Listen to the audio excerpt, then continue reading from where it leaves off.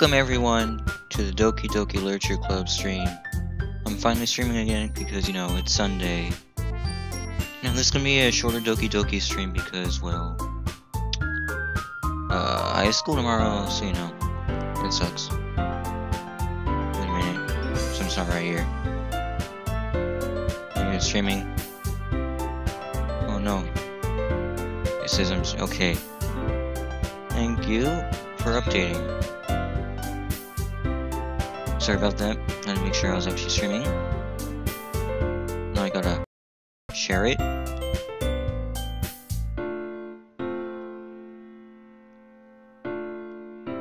So, how are you guys today? Good, bad? Possibly good, possibly bad? Kind of both? Oh, and Matatek's here. Welcome, Matatek.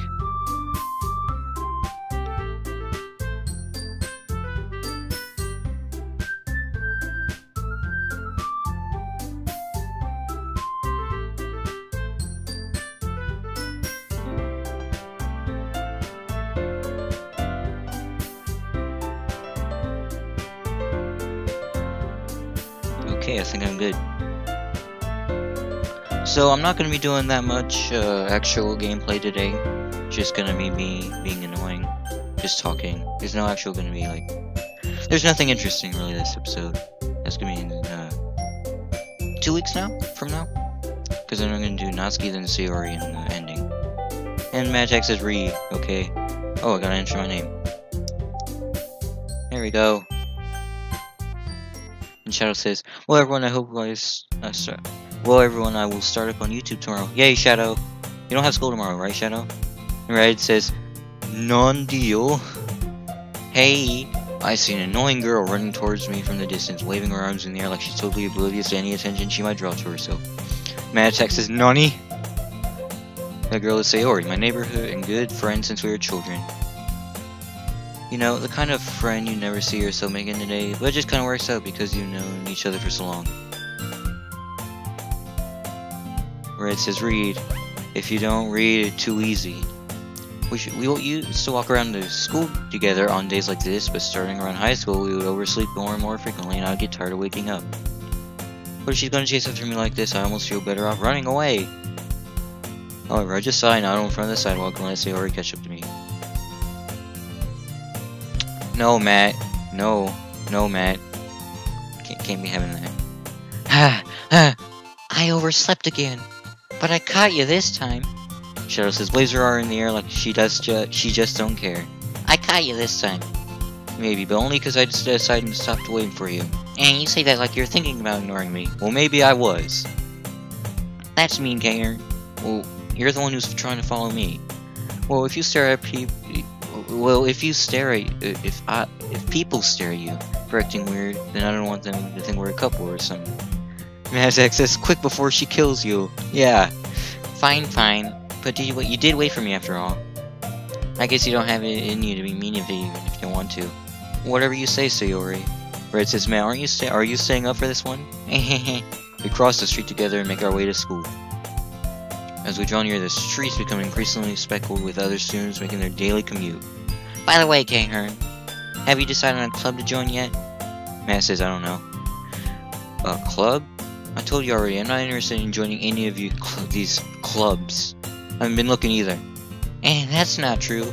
Oh, but it is. You told me you joined a club this year. No, I didn't. Did I? Can't be having that, Red. Magic says, if the chat is funny, yes. I'm sure it's possible that I did. Whenever any conversation or distance we go on with whatever she's going on about. I feel like to worry a little too much about me and when I'm perfectly content by just getting by on the average while spending my free time on games and anime. I was talking about how I was worried you won't learn how to socialize or have any skills before college. Zhao says, yay, killing, I love it. Yuri, Grim, why do you have a machete? Grim, I love machetes. Your happiness is really important to me, you know. And I know you're happy now, but I die at the thought of you becoming a knee in a few years just because you're not used to the real world. You trust me, right? No. Don't keep me worrying about you. Then don't. Oh, okay. I look at a few clubs if it makes you happy, but I'm not joining anything. And Mazak says, oh no, Yuri is back. Will you at least promise me you'll try a little? Yeah, I guess I'll promise you that. Yay! Why do I let myself get lectured by such a carefree girl? More than that, I'm surprised I even let myself roll into her. I guess her seeing her worry about me. So much about me makes me want to ease her mind at least a little bit, even if she does exaggerate everything inside of her head. The school days is as merry as ever, and it's over before I know it. After I pack up my things, I stare blankly at the wall, looking for an ounce of motivation. Clubs. Sarah wants me to check out some clubs. Guess I have no choice but to start with the anime club. Hello? Sayori? Matt says, welcome to Chili's. Sarah must have come into the classroom while I was spacing out. Look around and realize I'm the only one left in the classroom. I thought I'd catch you coming out of the classroom, but I saw you just sitting here spacing out, so I came in. Honestly, you're even worse than me sometimes. I'm impressed. You don't need to wait for me if it's gonna make you late to your own club. Well, I thought you might need some encouragement, so I thought, you know... Red says, Yuri grabs the man, throws him in your dungeon. Uh-oh. No what? Well, then you can come to my club. Man says, fuck. Sayori. Yeah? There's no way I'm going to your stupid club. Meanie. Can't be having that. No. Shadow says, Grim. Besides, my shades are bigger than your little knife here. He says, hey, stop that. You will take that back, Grim. Grim, nope. Matt, oh. No. Not in my chat. Meanie. Maybe in Red's chat, but not mine. Sarah is the vice president of the literature club. Not that I was ever aware that she had any interest in literature. In fact, I'm 90% sure she only did it because she thought it would be fun to help start a new club. Red says, why did you delete that? Cause, man, there's gotta be some, I'm not giving you moderator status, Matt. No. I know you're just gonna block everyone who tries and interferes with your roleplay. Since she was the first one to show interest in the club, the first one to show interest after the one proposed club, she inherited the title of vice president. I said my interest in the literature club is guaranteed to be even less. Yeah, I'm going to the anime club. Come on, please. No, I'm going to the anime club. Why do you care so much anyways? Well, I kinda told the club yesterday I'd bring in a new member. And that's gonna make cupcakes and everything. Don't make promises you can't keep. Going to the anime club now. I can't tell if Sayori is really that much of an airhead, or she's cutting that plan out all of this out. No, Matt. You're already a moderator on Red's chat, and I don't trust you with mine. Shadow says, Grim. Okay, breaks down door, and I finally found the dungeon. I let out a long sigh. Fine, I'll stop by for a cupcake, okay? Yes, let's go! And thus, today marks the day I sold my soul for a cupcake. I didactically follow Sayori across the school and upstairs, a section of the school I rarely visited, being generally used to the third year classes and activities. Matt says, Matt, Shadow, help me you too, Grim. Sayori, full of energy, sweeps open the classroom door. Everyone, the new member is here. I told you, don't call me a new member. I glance around the room. Shadow says, Grim. Oh, ow, my head broke door down with my head, ha ha ha. Welcome to the Literature Club, it's a pleasure meeting you. Hey, it's Yuri! A.K. Gavix's waifu. Sarah, he always says nice things about you. Seriously, you brought a boy? Way to kill the atmosphere. Kahren, what a nice surprise. Welcome to the club. All words escape me in this situation. This club is full of incredibly cute girls. Matt says, hi, Yuri. What are you looking at? If you want to say something, say it, okay? Stop being a bitch. Sorry. Red says, Grim turns out to be Shadow's ex and pulls up. Oh! No! Rip Shadow. Natsuki. The girl with the sour attitude, whose name is apparently Natsuki, is the one I don't recognize. Her small figure makes you think she's probably the first year. She's also the one who made cupcakes, according to Sayori. You can just ignore her when she gets moody. Sayori says that quietly in my ear, then turns back towards the other girls. Anyways, this is Natsuki, always full of energy. Shadow says, next time don't bloody use your head. And this is Yuri, the smartest in the club. Just don't say things like that. Madtech says, "Ree, help me, Ree!" Yuri, who appears comparatively more mature and timid, seems to have a hard time keeping up with people like Sayori Natsuki. Red says, Okay, what the Red, why did... No! Well, it's nice to meet both of you. And it sounds like you already know Monika, is that right? Matt stabs Grim. What the fuck is going on? That's right. It's great to see you again, K-Hern. Monika smiles sweetly. We do know each other. Well, we rarely talk. We were in the same class last year. We made eye contact once. That's how we know each other. Shell says, slaps Grim. Madtech says, okay, what the fuck? Monika was probably the most popular girl in class. Smart, beautiful, athletic, basically completely out of my league. So having her smile at me is genuinely feels a little... You too, Monika. Come sit down, K-Hern. We made room for you at the table so you can sit next to me or Monika. I'll get the cupcakes. Hey, I made them. I'll get them. Sorry, I got a little too excited. Matt screams, okay, what the... Red says, oh, what the fuck? I'm not gonna read that out loud. Then how about I make some tea as well? The girls have a few desks arranged to form a table. As Sayori mentioned, it's been widened, so there's one space next to Monika and one space next to Sayori. Shell says, heal self, and Red says... Matt tries to resist, but she says it only makes her stronger. Oh crap. Where's this chat going? I don't like it. I don't like where it's going. Natsuki and Yuri walk over to the corner of the room where Natsuki gets a wrap tray and Yuri opens the closet. Still feeling awkward, I take a seat next to Sayori. And Matt says, no, fuck you. Matt stabs Grim again. Natsuki proudly marches back to the table, tray in hand. Okay, are you ready? Ta-da! Whoa! Natsuki lifts the foil off the tray to reveal a dozen white, fluffy cupcakes decorated to look like little cats. The whiskers are drawn with icing, and little pieces of chocolate were used to make ears. Shell says, grabs Matt and runs faster than Sonic. So cute! I had no idea you're so good at baking, Natsuki. Well, you know. Just hurry and take one. Red says. Red blows up the cave Matt and Shadow are trapped in. Sayori grabs one first, and Monika, I follow. It's delicious.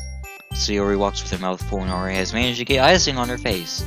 I turn the cupcake around my fingers, looking for the best angle to take a bite. Red says everyone respawns. Natsuki is quiet. But Matt says, bye, bitch. I can't help but notice her sneaking glances in my direction. Is she waiting for me to take a bite? Shadow says, Grim, sorry Yuri, I failed you. I finally bite down. The icing is sweet and full of flavor. I wonder if she made it herself. Shadow runs. This is really good. Thank you, Natsuki. Well, why are you thanking me? It's not like Haven't I heard this somewhere before? Made them for you or anything. Matt says, found bottle of vodka, opens bottle. I thought you technically did. Sayori said, well, maybe. But not for you, you know, dummy. Alright. Giving on Natsuki's weird logic and dismiss the conversation. Red says, I find Shadow running use the shadow tracker I found on his ex. Red says, I throw a Pokeball at Shadow. Now you guys are catching on you. You guys are fucking catching each other like Pokemon. What the fuck? Yuri returns to the table, carrying a tea set. She carefully places a teacup in front of each of us before sitting down the teapot next to the cupcake tray. Matt says, this bitch empty, yeet! Shadow says, dodges. You keep a whole tea set in this classroom? Don't worry, the teachers gave us permission. After all, doesn't a hot cup of tea help you enjoy a good book? Red says, Matt drinks bottle, but only tastes like... Okay, what the fuck, Red? I guess. Hey, don't let yourself get intimidated. Yuri's just trying to impress you. Hey, that's not... Insulted, Yuri looks away. I meant that, you know... I believe you. Well, tea and reading might not be a pastime for me, but I at least enjoy tea. And Matt says, no, the bottle was empty. I'm glad. Yuri faintly smiles to herself in relief. And Red says of vodka. Monica raises an eyebrow and then smiles at me. So what made you consider the literature club? Shadow says, I'm not a bloody Pokemon. I was afraid of this question. Something tells me I shouldn't tell Monica that I was practically dragged in here by Sayori. Matt says, slaps Red in the back of the head. Ooh, that actually rhymed. Well, I haven't joined any clubs yet, and Sayori seemed really happy here, so... That's okay, don't be embarrassed. We'll make sure you feel right at home, okay? As president of the Literature Club, it's my duty to make the club fun and exciting for everyone. Red says Red throws Pokeball. Monica, I'm surprised. How come you decided to start your own club? Red says Matt is now Red's bit. Oh. You could probably be a board member for any of the major clubs. Weren't you leader of the debate club last year? Well, you know. Matt says kicks Red in the face. To be honest, I can't stand all the politics around the major clubs. Shadow says, I'm not going back to Yuri as her plaything. Not today! It feels like nothing arguing about the budget and publicity and how to prepare for events. I'd much rather take something I personally enjoy and make something special out of it. And if it encourages others to get into literature, then I'm fulfilling that dream. Monica really is a great leader. Yuri also nods in agreement. Then I'm surprised there aren't more people in the club yet. It must be hard starting a new club. You could put it that way. Not that many people are impressed in putting out all the effort to start something brand new. Red says Red returns Matt the Pokeball, and Matt says Yuri. Are you sure about that? Especially when it's something that doesn't grab your attention, like literature. Red says, that makes Matt... Oh! Okay, Red, what the fuck are you... No. And Shadow says, nope, runs faster. You have to work hard to convince people that you're both fun and worthwhile. But it makes school events like the festival that much more important. I'm confident we can all really grow this club before we graduate. Right, everyone? Yeah! We'll do our best. You know it. Everyone enthusiastically agrees. Such different girls, all interested in the same goal. Monica must have worked really hard just to find these three. Red says, Shadow can't resist it. What the fuck? And Matt says, Yuri catches Shadow. Maybe that's why they're all so delighted by the idea of a new member joining. Though I still really don't know if I can keep up with their level of enthusiasm about literature. So Karen, what kinds of things do you like to read? Matt says, no. Matt stabs Red, F you. And Red says, Shadow uses okay. No, what the fuck? No. No. Not having that. Red uses Kamehameha on Shadow. And Nox says, boy. And Matt says, no, Red. Well, considering how little I've read these past few years, I really don't have a good way of answering that. Manga. I can quietly myself half joking. Red says with one arm because Matt stabbed my other, and Shadow says, let me go, Yuri, I'm not going back with you, nope. Natsuki's head suddenly perks up. Nani? You read manga too? Looks like she wants to say something but keeps quiet. And not much of a reader, I guess. Well, that can change. What am I saying? I spoke without thinking after seeing Yuri's sad smile. Anyways, what about you, Yuri? Well, let's see. Yuri traced the rim of her teacup with her finger.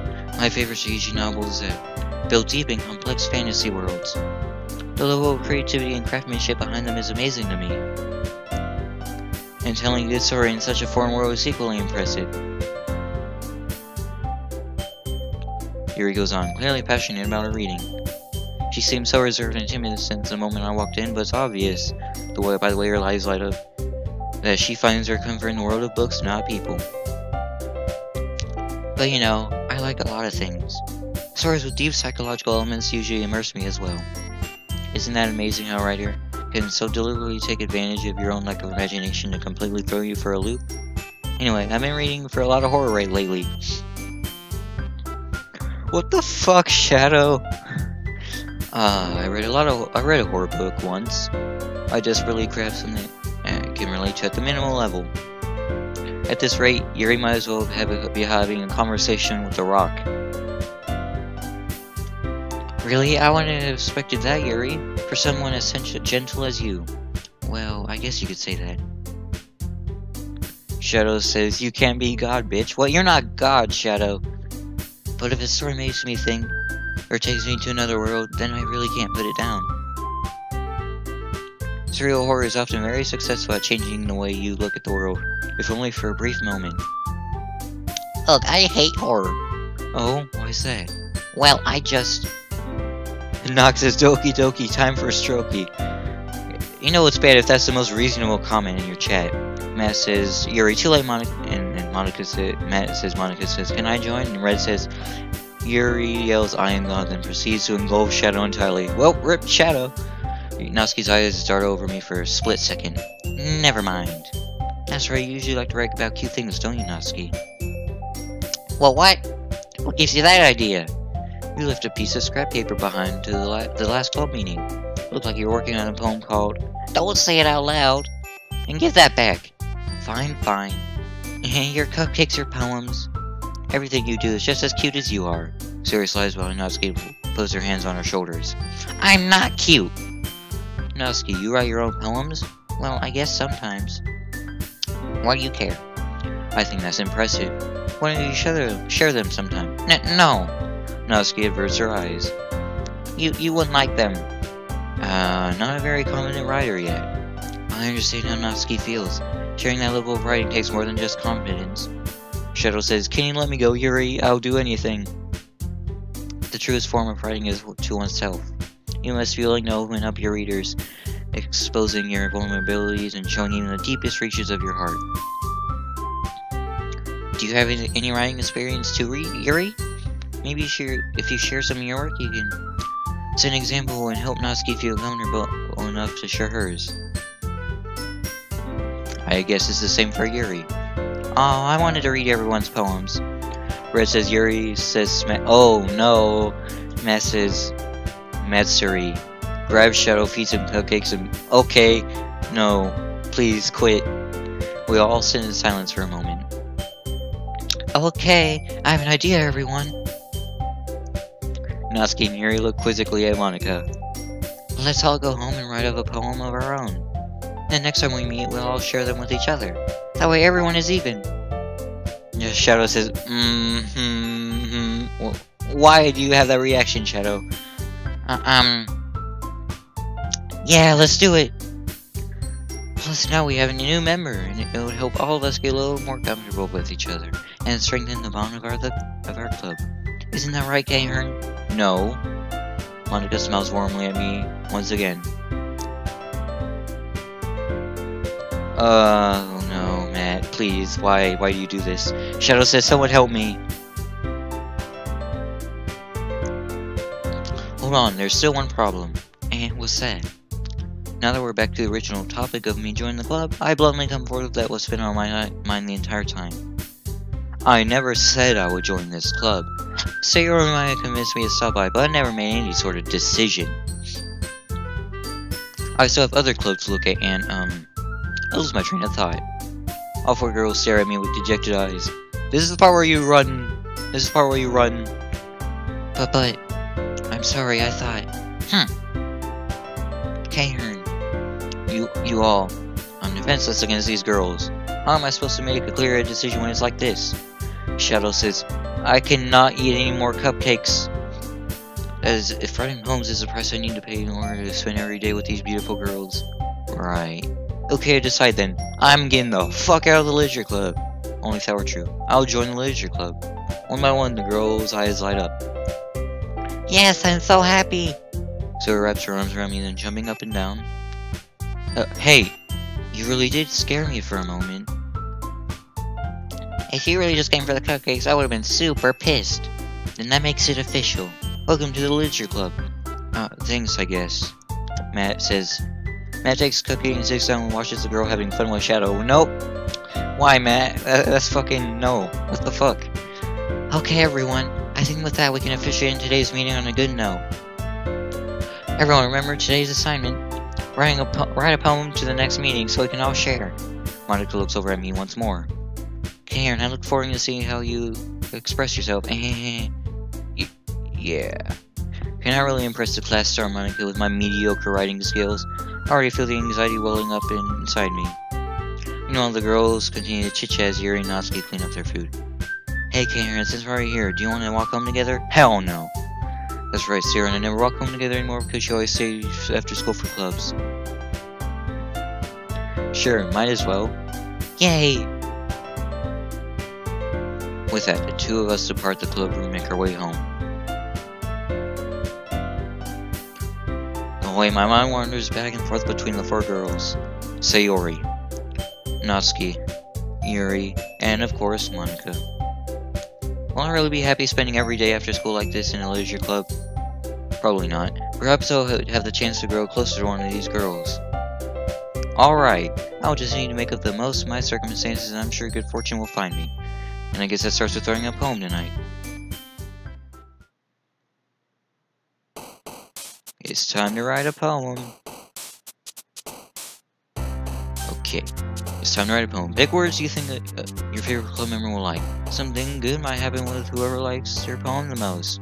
So since we're going for Yuri, we're always gonna go with some pure Yuri words, like rain cloud. Okay, never mind, that's not a pro Yuri word.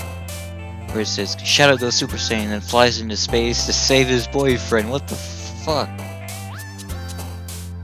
Okay, I know sadness is... Okay, no, I'm gonna...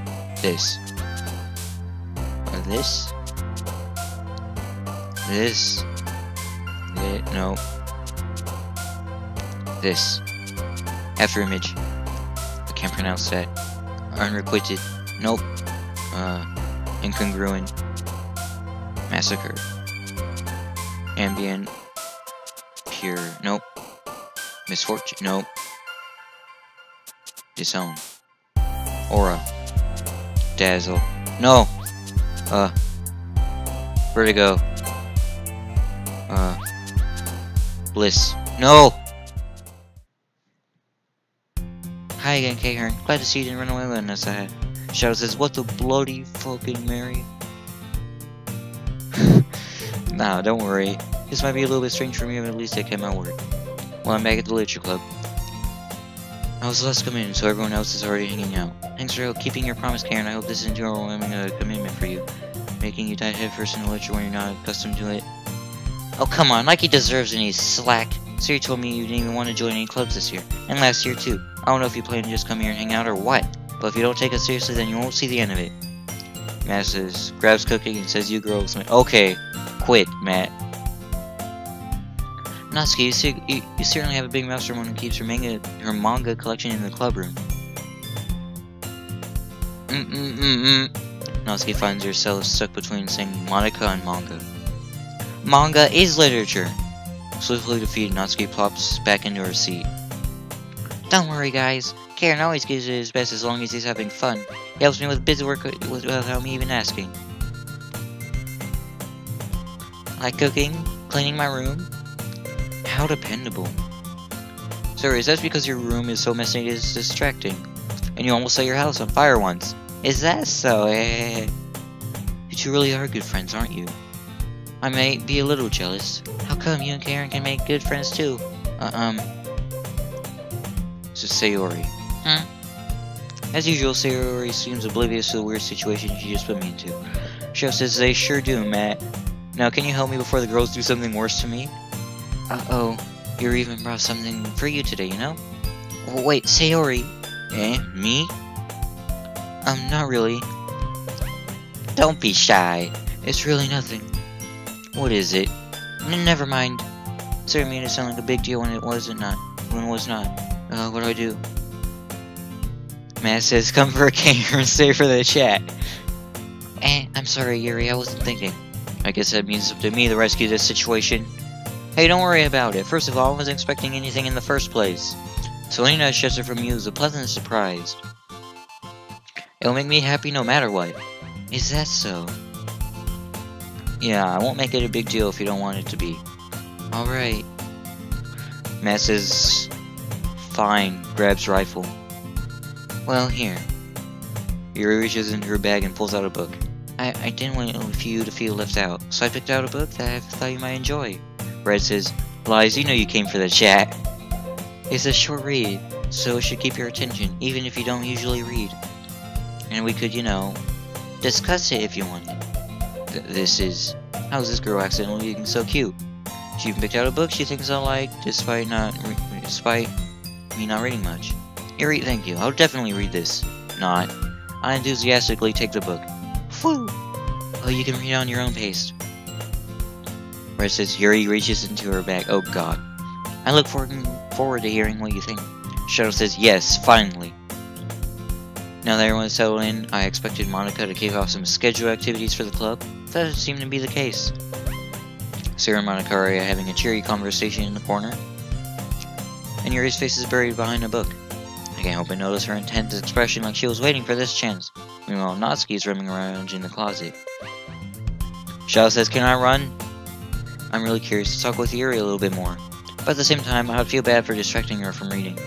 I catch a glimpse of the cover of her book. It seemed like the same book she lent to me. More than that, she seemed to be on her first few pages. Ah, crap. I think she knows me looking at her. She sneaks another glance at me and our eyes meet for a split second. But that only makes her hide her face deeper in her book. Sorry, I was just spacing out. I muttered this sensing I made her uncomfortable. Oh, it's fine. If I was focused, I probably wouldn't have noticed you in the first place. But I'm just rereading this bit of this, so... That's the book you gave me, right? Mm-hmm. I wanted you to reread some of it. Not for any particular reason. Just curious, how come you have 2 copies of the same book? Well, when I stopped at the bookstore yesterday, that's not what I meant. I mean, I just happened to buy 2 of them. Oh, I see. There's something fairly obvious here that Yuri isn't telling me, but I decided to let it go. I'll definitely start reading it soon. I'm glad to hear.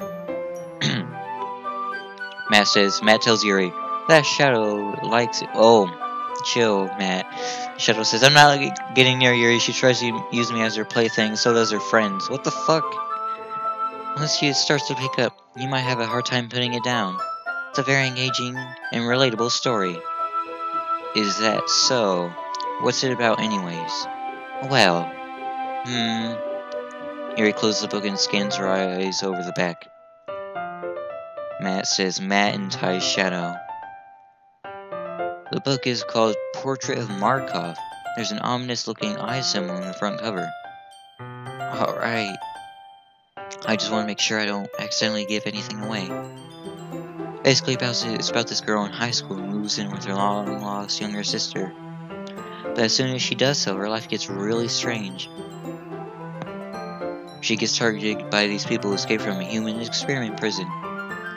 And while her life is in danger, she needs to desperately choose who to trust. No matter what she does, she ends up destroying most of her relationships and her life starts to fall apart. That's kind of dark. Yuri makes it sound like it was going to be a nice story, so that dark turn came out of nowhere. Matt says, then he hands him to Yuri. Yuri gently giggles all of a sudden. Are you not a fan of that sort of thing, K-Hearn? No, it's not that. And Shadow says, hey, let me go. I'm not getting touched by Yuri, even though... Okay, what the fuck? Shadow, quit, man. I mean, I definitely enjoy those kinds of stories, so don't worry. I hope so. Yeah, I totally forgot that Yuri's into those things.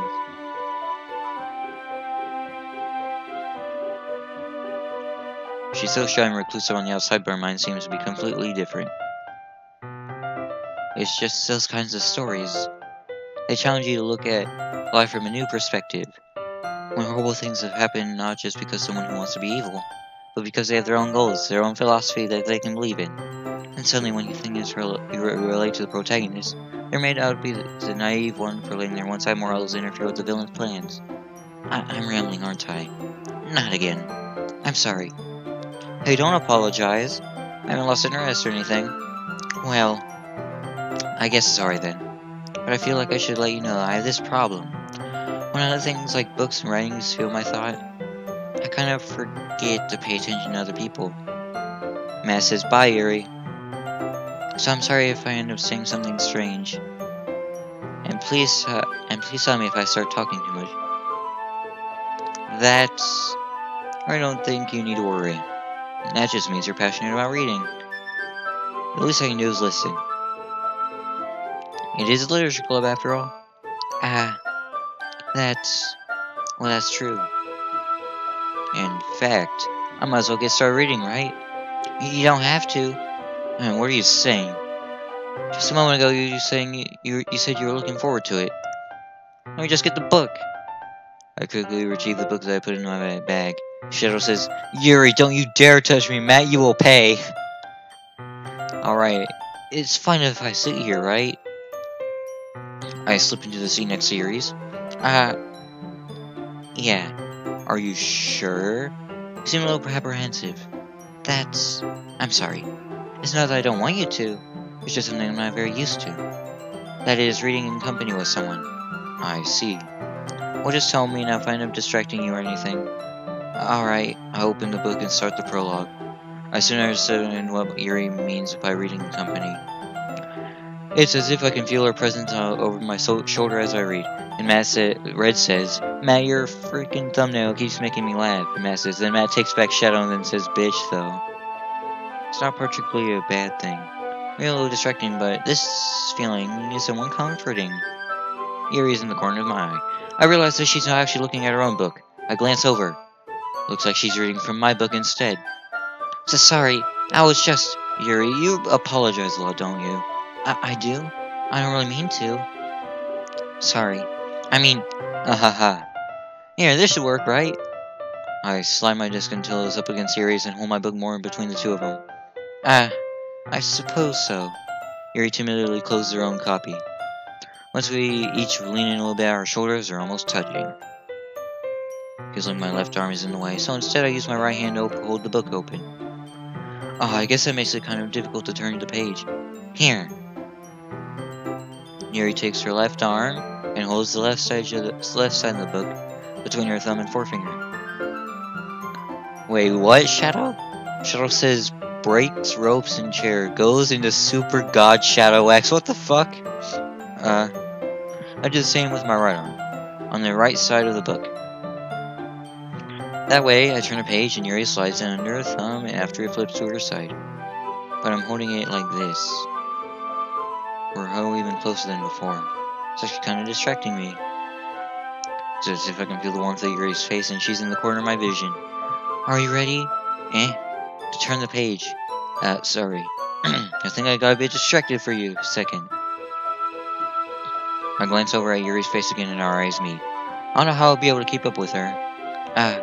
That's okay. You're not as used to reading, right? I don't mind being patient if it takes you a little longer. Since you've been so patient with me, yeah.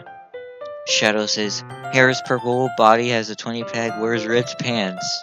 Matt says she wants the D. Thanks. We continue reading. Yuri's no longer asks me if I'm ready to turn the page.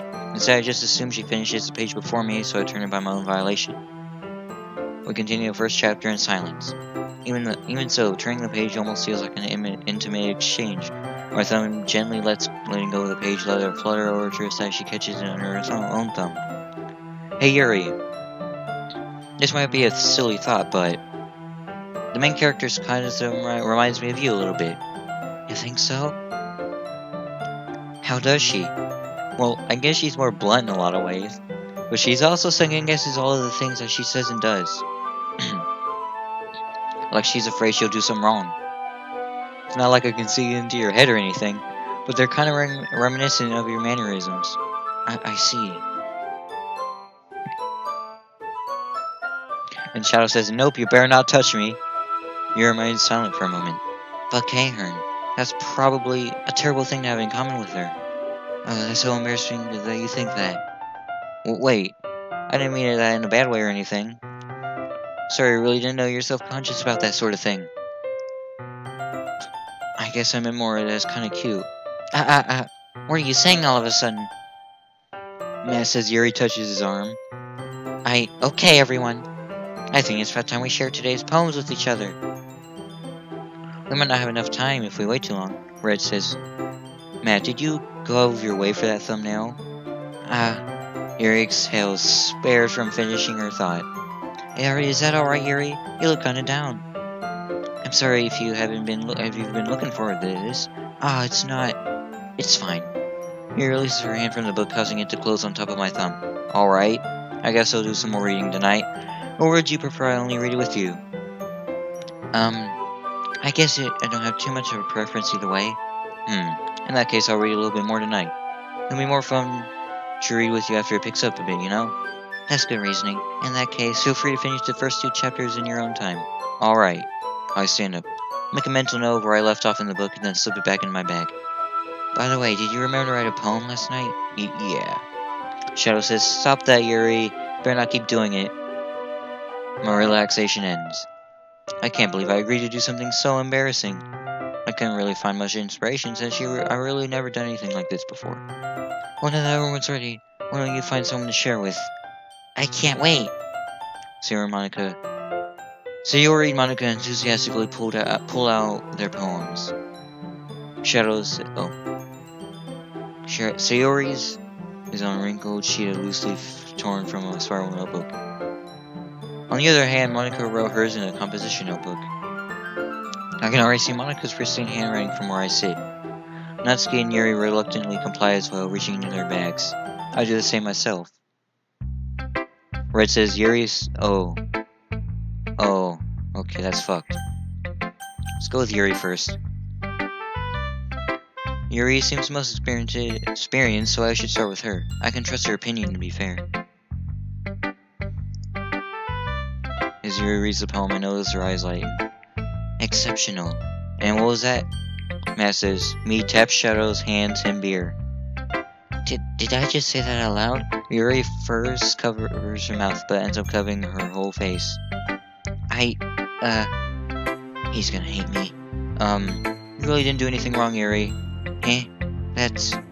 I guess you're right. Shadow says drinks beer. What am I getting nervous for? Yuri takes a breath. So, what kind of writing experience do you have? Your use of imagery and metaphors in case you were in a lot of poetry before. Really? Well, that's a huge compliment coming from you. This is actually my first time, really. Matt says, me drink with Shadow. Huh? Yuri stares at me blankly, then looks at my poem again. Well, I know that. I just meant, Yuri trails off, unable to find an excuse. She traces her finger along the words in the poem as if breaking it down more thoroughly. Yeah, okay. This is the reason I was able to tell. It's just that there are specific writing habits that are usually typical of new writers. I've been through them myself and read this before. Once Yuri finds her train of thought, it's as if her demeanor totally changes. Red says Yuri keeps handing them beer. Her stammering is completely gone and she sounds like an expert.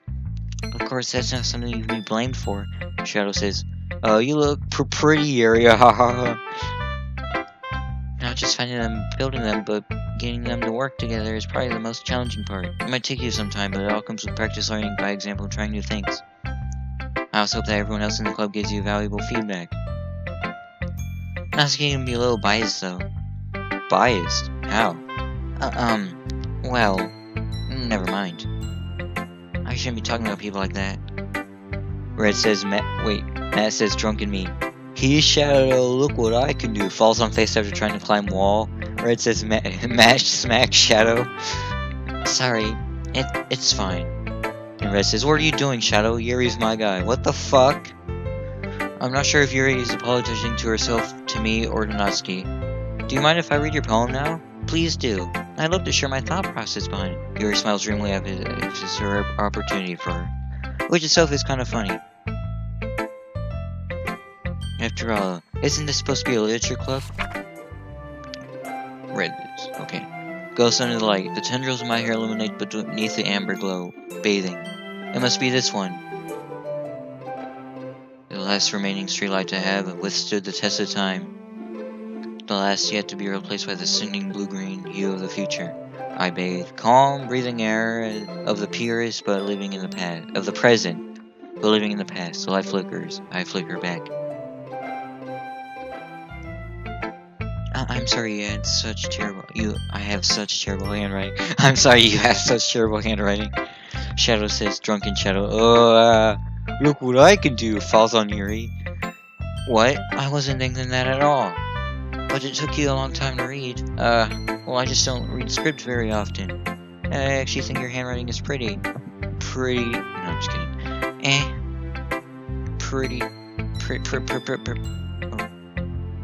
That's a relief. Also, I like the poem. Even though it's short, it was really descriptive. It wasn't too short? I usually write longer poems. Not at all. I'm really glad you liked it. I'll be honest, since it's our first time sharing, I wanted to write something a little more mild. Something that's easy to digest, I suppose. Are you into ghosts, Yuri? Actually, the story isn't about a ghost at all, Karen. Red says Massey's empty beer bottle falls in love with it, and what the No, Red, no. Really? I must have totally missed the point. Well, I suppose you did only glance over it after all. Remember, the poets often express their own thoughts, feelings, and experiences in their work. They usually do more than tell a simple story or paint a picture. In this case, perhaps the subject of the poem is only being symbolically compared to a ghost, lingering in her last remaining place of comfort, unable to let go of the past, and soon to be left with nothing. That's a lot more solemn, putting it that way. I hadn't even thought of that. That's impressive. It's nothing really. Yours was impressive too, so... Nah. If anything, I could probably learn a thing or two from you. You think so? Yeah, of course. Shadow says, Drunken Shadow. Does your... I'm not gonna read that, Shadow. No. You know, I was really nervous about doing all this. But in the end, I enjoyed it. I'm going to keep doing my best for you, Karen. Me too. I'm just gonna skip the rest. Skipping this. Yeah.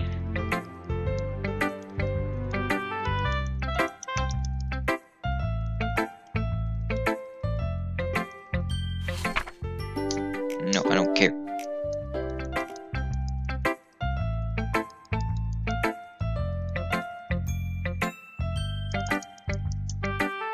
Red says Yuri's not asleep, wake up, eats Shadow again. What the fuck?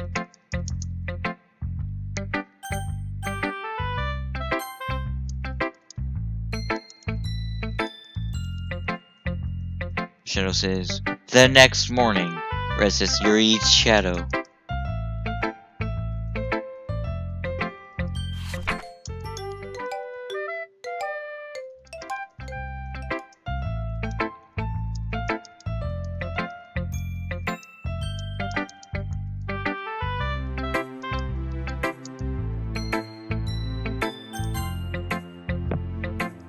I can't hear it. I'm actually gonna read this one because she has like a different. It's not that much different, but it's slightly different dialogue for each character. Having a good time so far? Yeah. Good. Glad to hear it. By the way, since you're new and everything, if you ever have any suggestions for the club, like new activities or things we can do better? Matt slaps Yuri. No. I'm always listening. Don't be afraid to bring things up, okay? Shadow says, can you let me out, Yuri? Alright, I'll keep that in mind. Of course, I'll be able to bring things up. I'm too afraid to bring things up. I'm much better off just going with the flow until I'm more settled in. Red says Yuri eats handoff. What the fuck? Anyway, I want to share with your poem with me. It's kind of embarrassing, but I guess I have to. Don't worry, Karen. We're all a little embarrassed today, you know? Now, that's sort of the barrier that we all learn to get past soon. Yeah, that's true. I hand Monica my poem. Great job, Karen. I was going ooh in my head while reading it. It's really metaphorical. Not too sure why. No, I'm not too sure why, but I didn't expect you to go for something so deep. Matt says, get new hands. I guess I underestimated you. It's easy for me to keep everyone's expectations low. That way, it always counts when I put in some effort. And that's not very fair. Well, I guess it worked anyways. You know that Yuri likes this kind of writing, right? Writing that's full of imagery and symbolism. Unlike Sayori, who uses simple and direct words to describe happiness and sadness. Yuri likes it when readers are left to derive their own meaning out of it. Shadow says crawls out of Yuri's stomach, and Matt says hangover me. What happened last night? It's very challenging to write like that effectively, both allowing people to get something out of it by just feel, or letting them deeply analyze all the nuances. It can take years of practice, which I'm assuming Yuri has at this point. I never really asked, though. I'm sure I'm nowhere near her level yet. Don't worry, it's not so much about that. You do your own thing. Just keep exploring and learn by trying new things.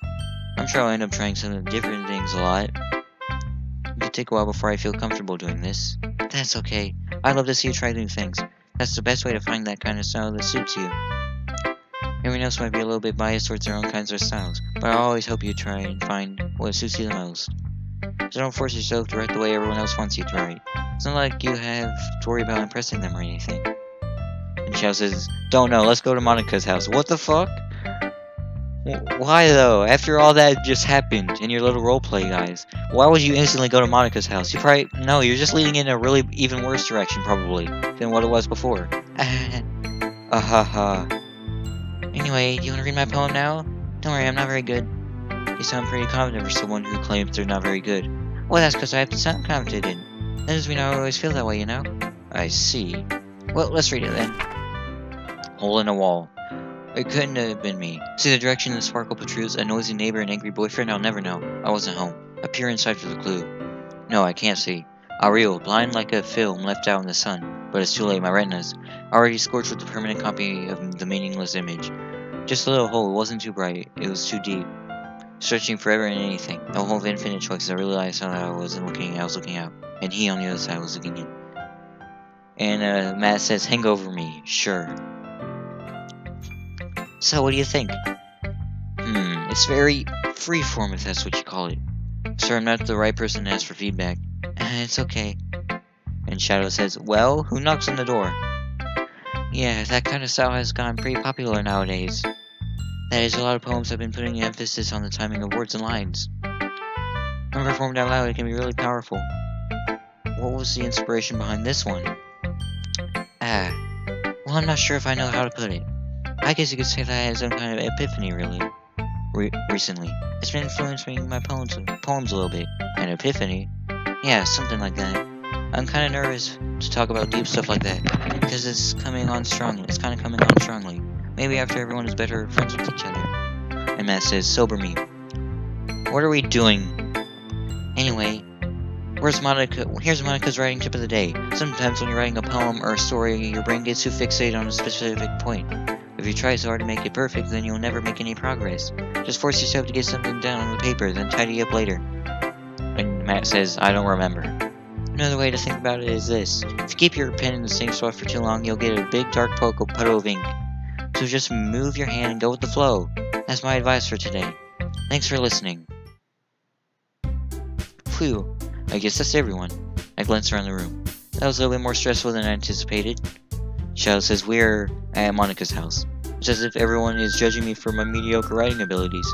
Even if they're just being nice, there's no way my poems can stand up to theirs. This is a literature club after all. I sigh. I guess that's what I'm getting myself into. Matt says, what the fuck? What fuck? His you knock. And Shadow says, who's going to knock on the door? Across the room, Sayori and Monica are happily chatting. My eyes land on Yuri and Natsuki. They gingerly exchange sheets of paper, sharing their respective poems. As they read in tandem, I watch each of their expressions change. Natsuki's eyebrows furrow in frustration. Yuri smiles sadly. What's with this language? Did you say something? Oh, it's nothing. Matt says you. Shadow says fine, knocks on Monica's door. Natsuki dismissively returns the poem to the desk with one hand. I guess you could say it's fancy. Thanks. Yours is cute. Cute? Did you completely miss the symbolism or something? It's clearly about the feeling of giving up. How can that be cute? I know that. I just meant the language, I guess. I was trying to say something nice. You mean you have to try that hard to come up with something nice to say? Thanks, but it really didn't come out nice at all. Well, I have a couple suggestions. If I was looking for suggestions, I would have asked someone who actually liked it. Which people did, by the way. Say, Yuri liked it, and Karen did too. And Shadow says, hopefully nothing bad happens. So based on that, I'll gladly give you some suggestions of my own. First of all, excuse me. I appreciate the offer, but I spent a long time establishing my writing style. And I don't expect it to change anytime soon, unless of course I come across something that's particularly inspiring. Which I haven't yet. And Karen liked my poem too, you know. He even told me he was impressed by it. Natsuki suddenly stands up. Oh? I didn't realize you were so invested in trying to impress our new member, Yuri. That's not what you're just... Yuri stands up as well. Maybe you're just jealous that Karen appreciates my advice more than he appreciated yours. And how do you know he didn't appreciate my advice more? Are you that full of yourself? No. If I was full of myself, I would deliberately go on my way to make everything I do overly cutesy. Matt says, hides behind Shadow and says you're the shield. Is everyone okay? Well, you know what? I wasn't the one whose booze magic, what the fuck, magically grew size bigger as soon as Karen started showing up. Natsuki! Natsuki, that's a little... This doesn't involve you! I don't like fighting, guys. Suddenly, both girls turned towards me as they just noticed I was just standing there. Karen! She just trying to make me look bad. That's not true. She started it. If she could get over herself and learn to appreciate that simple writing is more effective, then this wouldn't happen in the first place. What's the point in making your poems all convoluted for no reason? The meaning should just jump out at the reader, not force them to figure it out. Help me explain that to her, Karen. Well, wait. There's a reason we have so many deep and expressive words in our language. It's the only way to convey complex feelings that mean the most effectively. Avoiding them is not only unnecessarily limiting yourself, it's also a waste. You understand that, right, Karen? Well?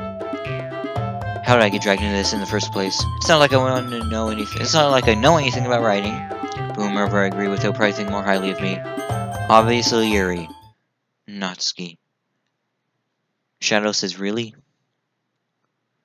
You're right that I liked your poem. See? Wait. It's not an excuse for you to be so mean. You shouldn't pick a fight with just because someone's opinion is different. That's not what happened at all. Matt says, Monica opens the door. What do you two want? Yuri wouldn't even take my poem seriously. I understand. Yuri? You're a seriously talented writer. There's no secret that I was impressed. Well, that's... But here's the thing. No matter how simple or refined someone's writing style is, they're still putting feelings into it, and it becomes something really personal. And Shadow says, Hi Monica, how are you? That's why Natsuki felt threatened when you said her poem was too cute. I see. I didn't notice that I'm sorry. But Natsuki, you took it way too far. Yuri means well, and if you just told her how you felt, then this wouldn't have happened in the first place. Matt says, good. Are you kidding? That's exactly what I did. It was her that... Natsuki, I think that's enough. You both said some things that you didn't mean. Yuri apologized. Don't you think you should too? Natsuki clenches her fist. In the end, nobody has taken her side. She's trapped at this point, being defiant only because she can't handle the pressure. I end up even feeling bad for her. Sometimes when I'm hurt, it helps to take a walk and clear my head. Sayori, she doesn't need to... You know what? I'm gonna go do that. It'll spare me from having to look at your faces right now. Shadow says that is good. Without warning, Natsuki snatches her own poem up from the desk and storms out. On her way out, she crumbles up the poem in her hands and throws it in the trash. Natsuki... She really didn't need to do that. I look across the room. Yuri has her chin buried in her hands while she stares at her desk. I gingerly approach her and sit in an adjacent chair. Everything alright? I'm so embarrassed. I can't believe I actually acted like that. You probably hate me now. No, Yuri. How could anyone not have gone frustrated after being treated like that? You handled it as well as anyone could. I don't think any less of you. Well, alright, I believe you. Shadow says, in mine. At least nothing bad happened yet. Thanks, Karen. You're too kind. I'm thankful to have you a part of this club now. It's nothing. One more thing. That one thing Natsuki said about, I would never do anything so shameful. So, What thing did Natsuki say? Well, never mind that. I'm gonna make some tea. Good idea. Shadow says, oh, same thing as before. Big enough for more than one person, okay? Yeah. Matt says, Monaco, where are Yuri? Okay, everyone, it's just about time for us to leave. How do you all feel about sharing poems? It was a lot of fun. I'd say it was worth it. Red says, Monica hacked Shadow's mind because she was a war machine developed by the Russian government. It was alright. Well, mostly. Aaron, how about you? Yeah, I'd say the same. It was a neat thing to talk about with everyone. Awesome! In that case, we'll do the same thing tomorrow. And maybe you'll learn something from your friends too. So, your poems will turn out even better. I think to myself. Yeah, I did learn a little more about the kinds of poems everyone likes. With any luck, that means I at least can do a better job impressing those I want to impress. And Shadow says, she tried to eat me! I nod to myself with my newfound determination. Karen! Ready to walk home? Sure, let's go! Hehehe. Sayori beams at me. It truly has been a while since Sayori and I have spent this much time together. I can't really say I'm not enjoying it either. Sayori... Oh. About what happened earlier? What do you mean? You know, between Yuri and Natsuki. Does that kind of thing happen often? No. Matt says, are you still scared about that? And Red says, well, it's test for Karen to see if you'll delete my comment. Keith, chill out talking about government. Says, chill. To a point. Oh yeah, please don't like bring up like, you know, shit that's way too controversial. And Matt and Shadow, please stop talking about you know what. Please. That's really the first time I've seen them fight like that. I promise they're both wonderful people. You don't hate them, do you? No, I don't hate them. I just want your opinion, that's all. Shadow says, it's not pleasant in there. I can see why they may go... Maybe they make good friends with you. Phew, you know, Karen. And Matt says, I know. It's nice I get to spend time with you in the club. But I think seeing you along with everyone is what makes me the happiest. I think everyone really likes you too. That... And Matt says never, and Red says no. Every day is gonna be so much fun. And Red says, Shadow says what he wants to... I didn't... Red, no, I wasn't talking about the Russians. I said, you know what, you know... Because they're talking about, you know, worse shit than Russians. It's like, no. Trust me, if you're watching this, like, you know, in a couple days from now, the live stream's over, this chat is so fucked. Looks like Sayori still hasn't gone to the Russian. Oh, god damn it. Motherfucking chat. It looks like Sayori still hasn't gone to the kind of situation I'm in. Shadow says, so Monica, may we come in? Sure, being friends with everyone is nice, but... Does it really need to stop there? We'll just have to see what the future holds, Sayori. And Red says, right. I pat Sayori on the shoulder. I said that more to myself than her, but it's easy to use Sayori as an internal monologue sometimes. Red says, tell me the watch list. No! Let's not go that far. Okay. Yeah, let's do this.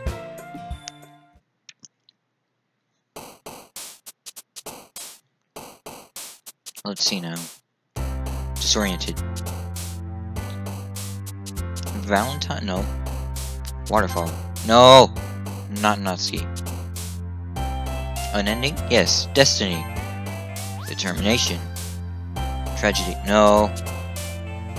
Existence. Uncontrollable. Incongruent.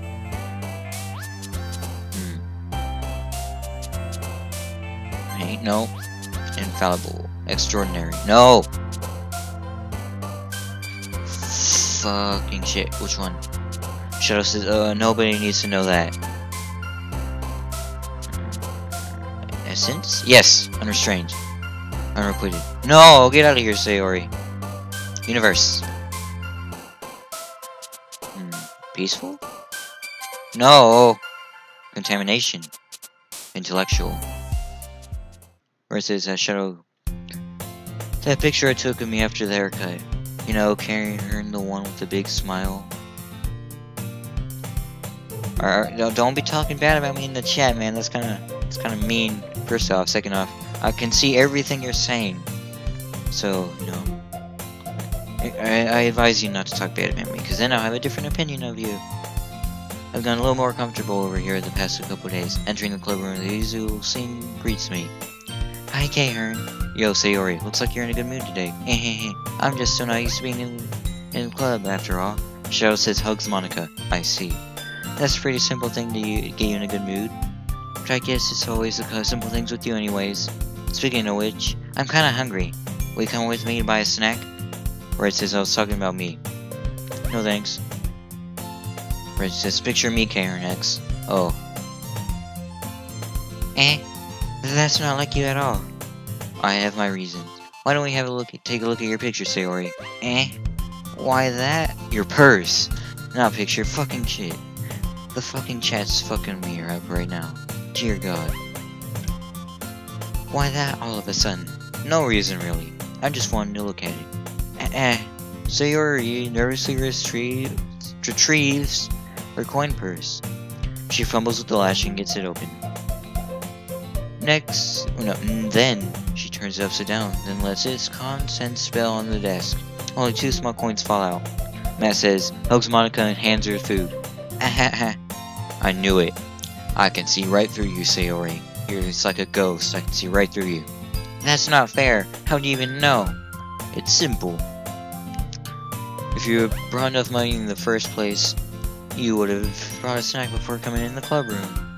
So, either you're not hungry and want an excuse to take a walk, or you plan to conveniently forget you spent all your money so that I'd lend you some. But there's one more thing. You're always hungry, so that only leaves one option. Why? I give up. Don't make me feel guilty. If you feel guilty, that means you deserve to feel guilty. Red says you saw nothing, Matt. Matt says Matt hands Monica gummies at her. No, Matt. Chill. Yuri suddenly giggles. Eh? I didn't notice how she was listening in. Her face is in her book as always. I wasn't listening in or anything. It was just something in my book. Shadow says talks in Matt's head. See nothing to be afraid of, Matt. Yuri, tell Karen to let me borrow some money. Don't get me involved in it like that, Sayori. Besides, you should only buy what you can responsibly afford. And frankly, after pulling a mischievous little stunt like that, your suffering is fair enough retribution. Red says, yes, Matt. I didn't mean that. I got too absorbed in my book. I really like when you speak your mind, Yuri. It doesn't happen much, but it's a fun side of you. There's no way you could think that. You're right, though. I did something bad now to accept the retribution. That. Still coming from you, Sayori. I guess there's a little devil inside of all of us, isn't there? Don't let her fool you. Sayori knows exactly what she's doing. After all, she told you guys she was bringing me to the club before she even told me. But, you wouldn't have come if it wasn't for the cupcakes. So I had to trick Natsuki into making them. Come on, give me more credit than that, Sayori. Pwah. Kya! Out of nowhere, something smacks Sayori in the face and tumbles onto the desk. Ow. That was... Shadow says, besides, she would have already tried to capture us. Matt says, hand, shadow, flex tape. Yes! Flex tape! A cookie? Sure enough, a giant cookie wrapped in plastic. Sayori glances around. Is this a miracle? It's because I paid my restitution. Retribution. Actually, that one almost worked.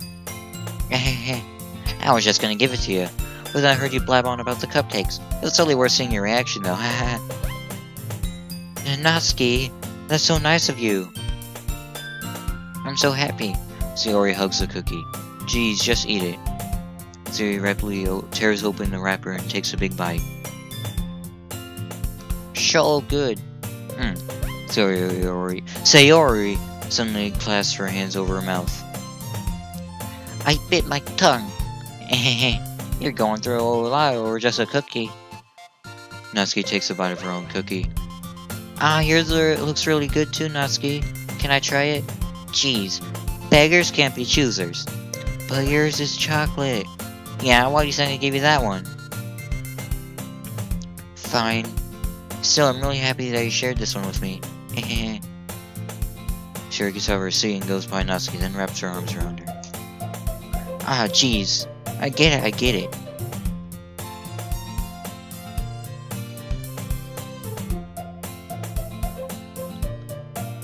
Shadow says, use his flex tape on Matt. Cookie still in hand, Natsuki reaches up to nudge Sayori off of her. Sayori suddenly leans down and takes a bite of Natsuki's cookie. Hey, did you seriously just do that? Mouthful, Sayori trusts his safety. Shadow says, payback toe? I don't know what that says, Shadow. I know you said payback and then T-O exclamation mark E. Yuri and I laugh as well. Jeez, you're such a kid sometimes. Monica, can you tell Sayori? Natsuki glances around. Monica is in the club room. Ugh. Where's Monica anyways? Good question. Have you heard anything about her being late today? Not me. Yeah, I haven't either.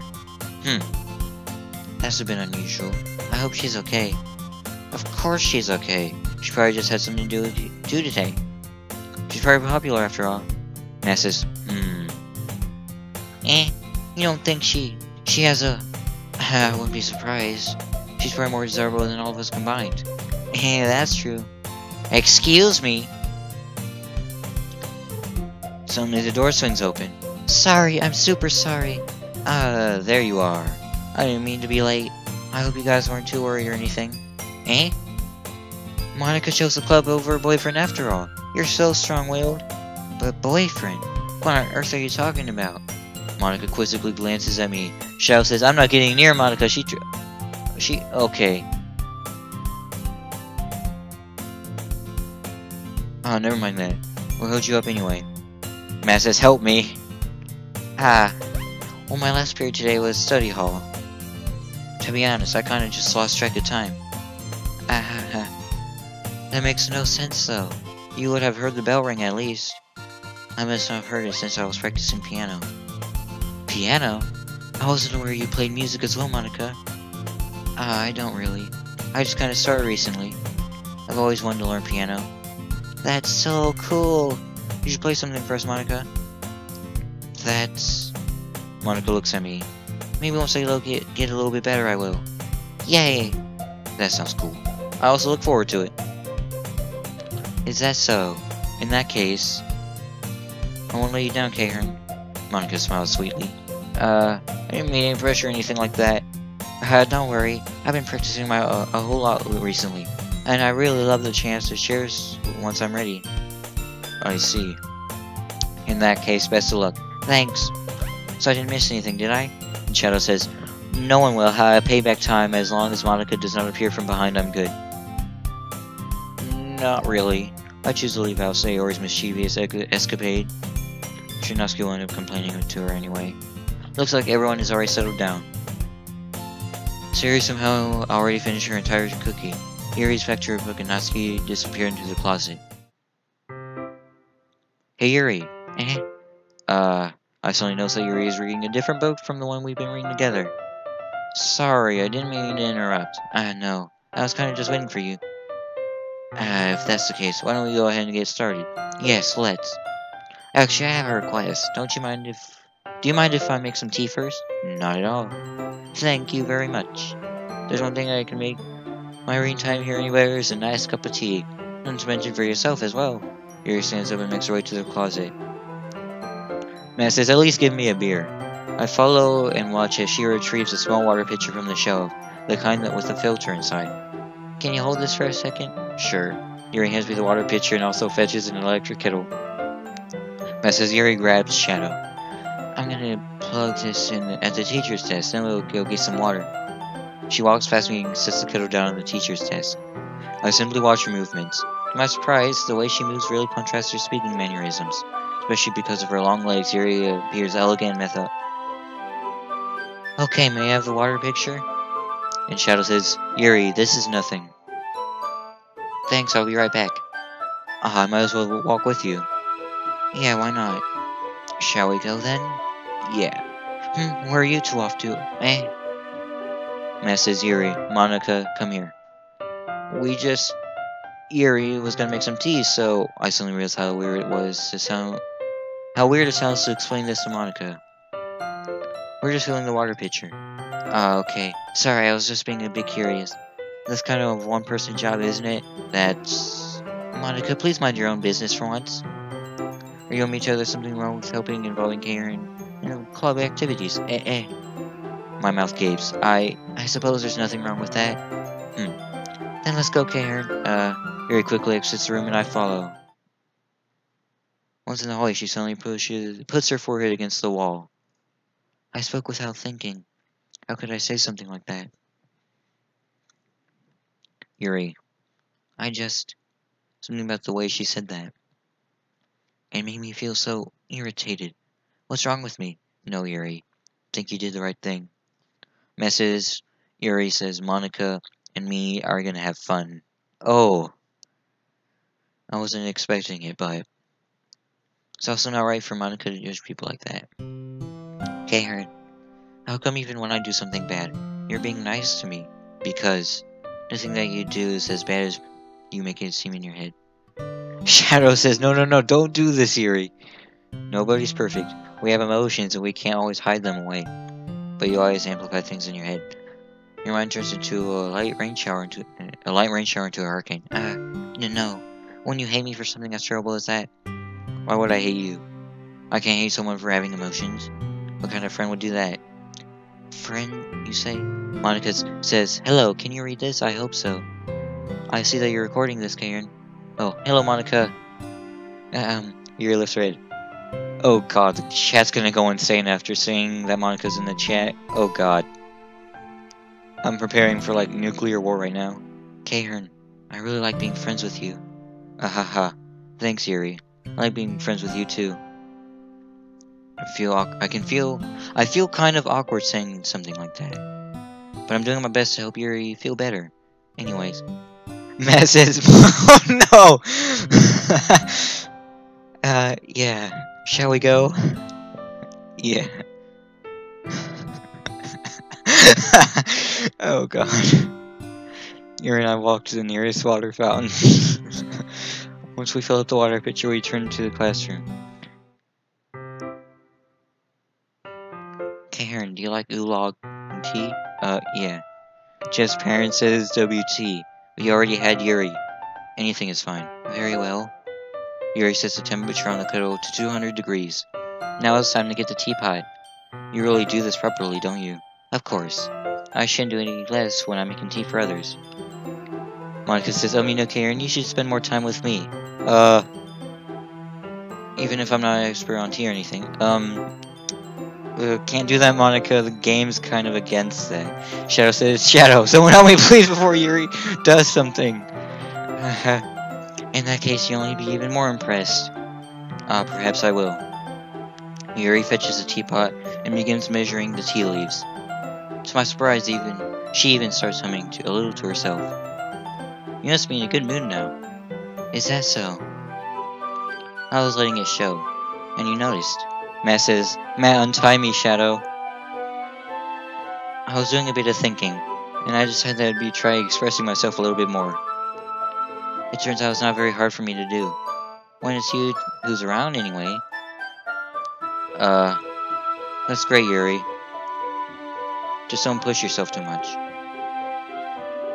You're always worrying about me, Karen. It's very endearing.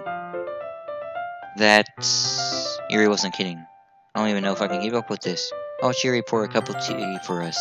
Karen, I have another request. Shadow says, I'm sorry, but Yuri has tied me up with my own flex tape. That's what I think the exclamation Y is my... Not flex tape. Shadow, you can't escape flex tape. Do you mind if we sit on the floor today? And why's that? It's a little bit easier on my back. I can read with my back against the wall rather than bending over at my desk. Sorry, I didn't realize. No worries. I just have back pain fairly regularly, so I'm doing my best to manage it. Matt says, no! Is that so? Wonder why that is. It's mostly because your posture, right? Always hunch over like that while reading. Monica says, you're not listening to me, Keith? I'm reading what you say, don't worry. Yes. I have terrible reading posture. So that's why we should sit on the floor. Fair enough. And Red says, hashtag Rip Shadow. I retrieve the book from my bag. I have some chocolate as well. It's a small bag of chocolate candies that I kept hidden from Sayori's candy radar. I'll take it since it will go with the tea. Yuri and I then sit against the wall, teacups at our sides. As if in sync, we assume the same reading position as last time, each holding one half the book. Except this time, our bodies are now even closer to each other. I can't see too well. Yuri slides closer until our shoulders are touching. How am I supposed to focus on reading like this? Yuri was always kind of cute, but when she's being less apprehensive, it's almost more than I can handle. Your teacup. Yuri hands me my teacup. Holding it with a hand that's not holding the book, I end up in a position that makes it even harder to focus. Because now I need to worry about making sure I don't accidentally touch her chest. Meanwhile, Yuri hasn't noticed a single thing.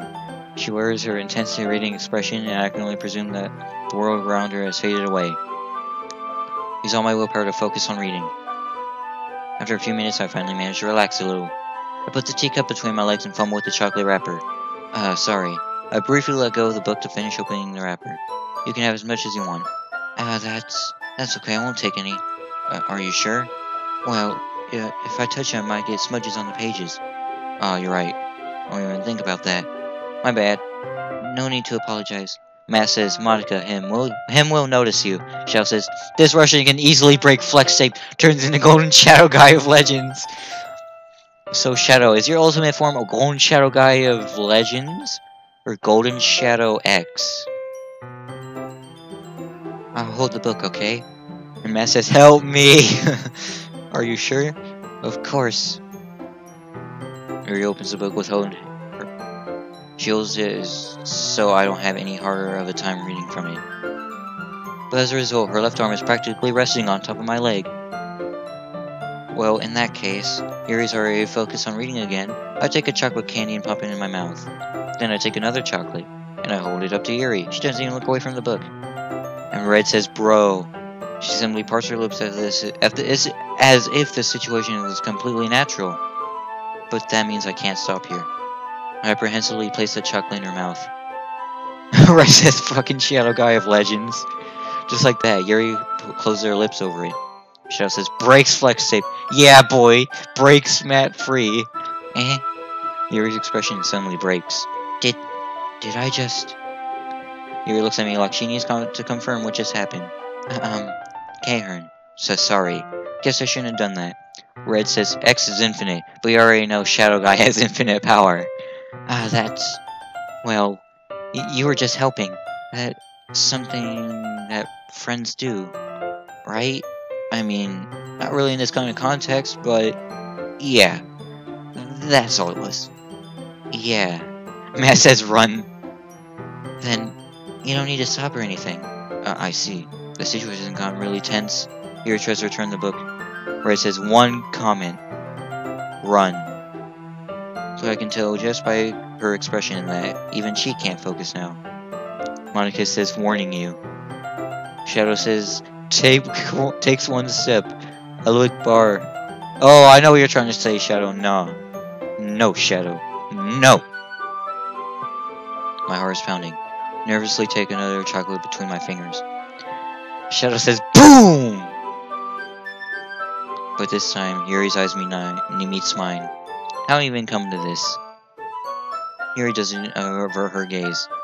I notice her chest rising and falling to the rhythm of her breaths. And Red says, jump incoming. Like before, Yuri parts her lips. But it's different this time. I take the chocolate and place it in her mouth. I feel her hot breath on my fingers. Okay, everyone. What? Yuri jolts back. Matt walks into a bar, the screams more beer. It's time to share poems. Karen, can you help Yuri put away the tea stuff, right? Yeah, of course. Okay, thanks. The spell is abruptly broken. I'll take care of the cups. Yeah. Yuri picks up the teacups from the floor. I pick up the bag of chocolates. In the end, we hastily clean up without so much as a word between us. I get the feeling this is something neither of us will have the courage to bring up. I'm gonna go Sayori first, but I'm just gonna skip through it because it's useless. Where it says, Karen, I can tell the chat when I hear a jump scare coming from your room. Oh. Nice to know.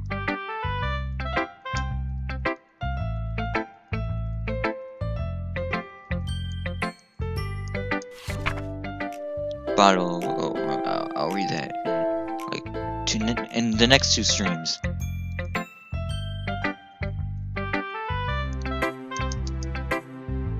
Shadow says, "No, Matt gives me unlimited beers and vodkas."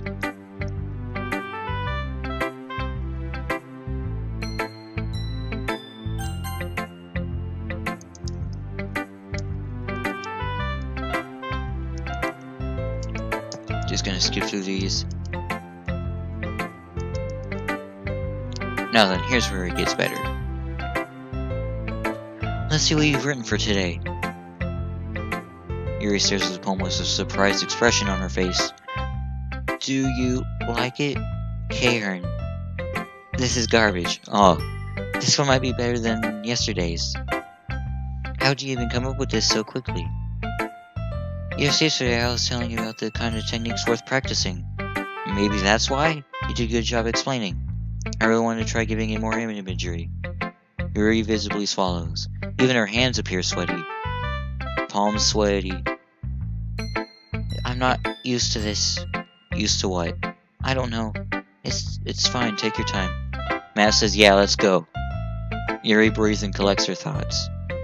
I know that Yuri likes to think before she speaks, so I offer that patience to her. Yeah. Just appreciate like this, I guess. It probably sounds really stupid, but seeing someone motivated by my writing, it just makes me really happy. Matt says 3 beers and Matt am a unicorn. Yuri nods. Really, I don't believe it. I only really write for myself, and besides, people would just laugh at me. Do you really think that? Again, Yuri nods. Huh. Even your close friends? Yuri doesn't respond to that. I wonder why. Anyway, do you want to share the poem you wrote today? Yeah, I do. If it's with you. The raccoon. It happened in the dead of night while I was slicing bread for a guilty snack. My attention was caught by the scuttering of a raccoon outside my window. That was, I believe, the first time I noticed my strange tendencies as an ordinary human. I gave the raccoon a piece of bread, my subconscious well aware of the consequences. Well aware that a raccoon that is fed will always come back for more. The exciting beauty of my cutting knife was the symptom, the bread, my hungry curiosity, the raccoon, an urge. The moon increments its phase and reflects that much more light off my cutting knife. The very same light that glistens in the eyes of my raccoon friend. I slice the bread, fresh and soft. The raccoon becomes excited. Or perhaps I'm merely projecting my emotions on the newly satisfied animal. The raccoon has taken to following me. You could say that we've gotten quite used to each other. The raccoon becomes hungry more and more frequently, so my bread is always handy. Every time I brandish my cutting knife, the raccoon shows the excitement. A rush of blood, classic. I can't read that. Conditioning. I slide the bread, and I feed myself again. I slice the bread and I feed myself again. Red says, nope, not again. Matt says... Red says, his Matt proceeds to eat a live cat. I was a little bit more daring with this one than yesterday's. Xiao says, it's my most powerful form, but it's also my final form. It can destroy worlds in #1 attack, called the God Lightning Shadow Saiyan Ball of Destruction. I can see that. That's a great anime move, honestly. Like, that'd be a great anime move. Just be like, you can't beat me. I have the God Lightning Shadow Saiyan Ball of Destruction. Destroys the universe. Not a world. Not a galaxy, a universe. And Matt says, no, Red. It's a lot more metaphorical. I don't know if that's my fault, but I can't begin to imagine what this poem is about. That's right. It's a bit close to my preferred writing style. Using the poem as a canvas to express vivid imagery and conveying emotions through them. Drunken Matt. Start calling for Yuri. Okay. Yeah, if I take it at face value, then I can't even figure out what it's supposed to mean. Well, I think it's something that different people can relate to in their own way. I want to express the way it feels for me to indulge in my more unusual hobbies. Red says, I was dying when you said that's a great anime. It should be an anime. Until you change it to a move. It's those sort of things I'm usually forced to keep to myself. So I sometimes enjoy writing about them. Why do you keep them to yourself? Because they're embarrassing, and people would make fun of me. Don't you have anything like that, Karen? Well, yeah, I guess I do. I feel like everyone has a little something like that. The best we can do is respect each other and our individualities, even if it's difficult sometimes and some things make us uncomfortable. After all, if I hadn't learned to embrace my own weirdness, I'd probably hate myself. I might be ranting a little bit now, but I'm glad you're a good listener. You're good at a lot of things. Writing, listening. There really aren't many people like you, Karen. That's exaggerating a little bit. It's just how I feel.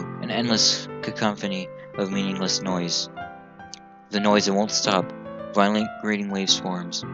Speaking, screeching, piercing, sighing, cosine tangent, like playing a chalkboard on a turntable, like playing a vino on a pizza crust, an endless poem of meaningless. Where it says, can't reading comments trying to be biased should be a 2018 meme. Load me. It's even more abstract than your last one, huh? I guess it's just the way I write. Matt says, drunken Matt. Take bottle from Shadow and say it's mine. I'm sorry if you don't like it. No, I never said that. It's just the kind of thing I've never really seen before, I guess. I kinda like playing with my space on the paper. And Shadow says, that's how much power it takes to get to that final form. Red says, top 10 anime battles. Choosing where and how to space your words can totally change the mood of the poem. It's almost like magic. The way I wrote the lines really sure makes it feel like they're trying to speak over the noise. I see. It's so hard for me to tell what it's about, though. Sometimes asking what a poem is about isn't the right question. A poem can be as abstract as a physical expression of a feeling, or a conversation with the reader. So putting it that way, not every poem is about something. Anyway, here's Monica's writing tip of the day. Sometimes you'll find yourself facing a difficult decision. When that happens, don't forget to save your game. You never know when you might change your mind, or when something unexpected may happen. Wait, is this tip even about writing? No, it's about the game. What am I even talking about? The game. That's my advice for today. Thanks for listening. Okay, everyone. We're all done reading each other's poems, right? I have something extra planned today, so if everyone could come sit at the front of the room. Is this about the festival? Well, sorta. Oh, do we really have to do something for the festival? It's not like we can put together anything good in a few days. We'll just end up embarrassing ourselves instead of getting any new members. That's a concern of mine as well. I don't really do well with last-minute preparations. Don't worry so much. We're gonna keep it simple, okay? We won't need much more than a few decorations. Yuri has been working on posters, and I designed some pamphlets we can give out during the events. Don't worry, that's great and all, but that doesn't tell us what we're actually going to be doing for the event. Ah, sorry, I thought you heard about it already. We're gonna be performing. Performing? Monica? Yeah, we're gonna have a poetry performance. Each of us are gonna choose a poem to recite during the event. But the cool part is, we're also gonna let anyone else come up and recite poems too. Remember, it says, Matt, there's another caterpillar outside my window.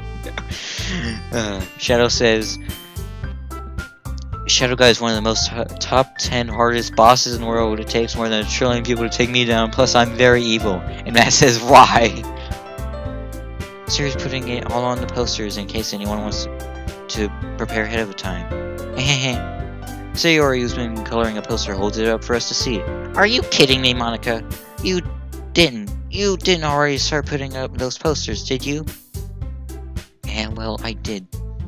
Do you really think it's that bad of an idea? Red says, I missed all my Pokeballs. I'm fucking up, sweet right. Fight me, Caterpie. Shadow says, and plus I have 1 trillion forms. Red says, like, I want 1,000,000th Caterpie. Well, no. It's not a bad idea. But I didn't sign up for this, you know? There's no way I'm going to be performing in front of a group of people like that. I agree with Natsuki. I could never in my life do something like that. Imagining it, Yuri shakes her head in fear. Guys! No, Sayori. I understand where they're coming from. Remember that Natsuki and Yuri have never shared their poems with anyone until just a couple days ago. It's a lot to ask for them to recite their poems out loud to a whole room of people.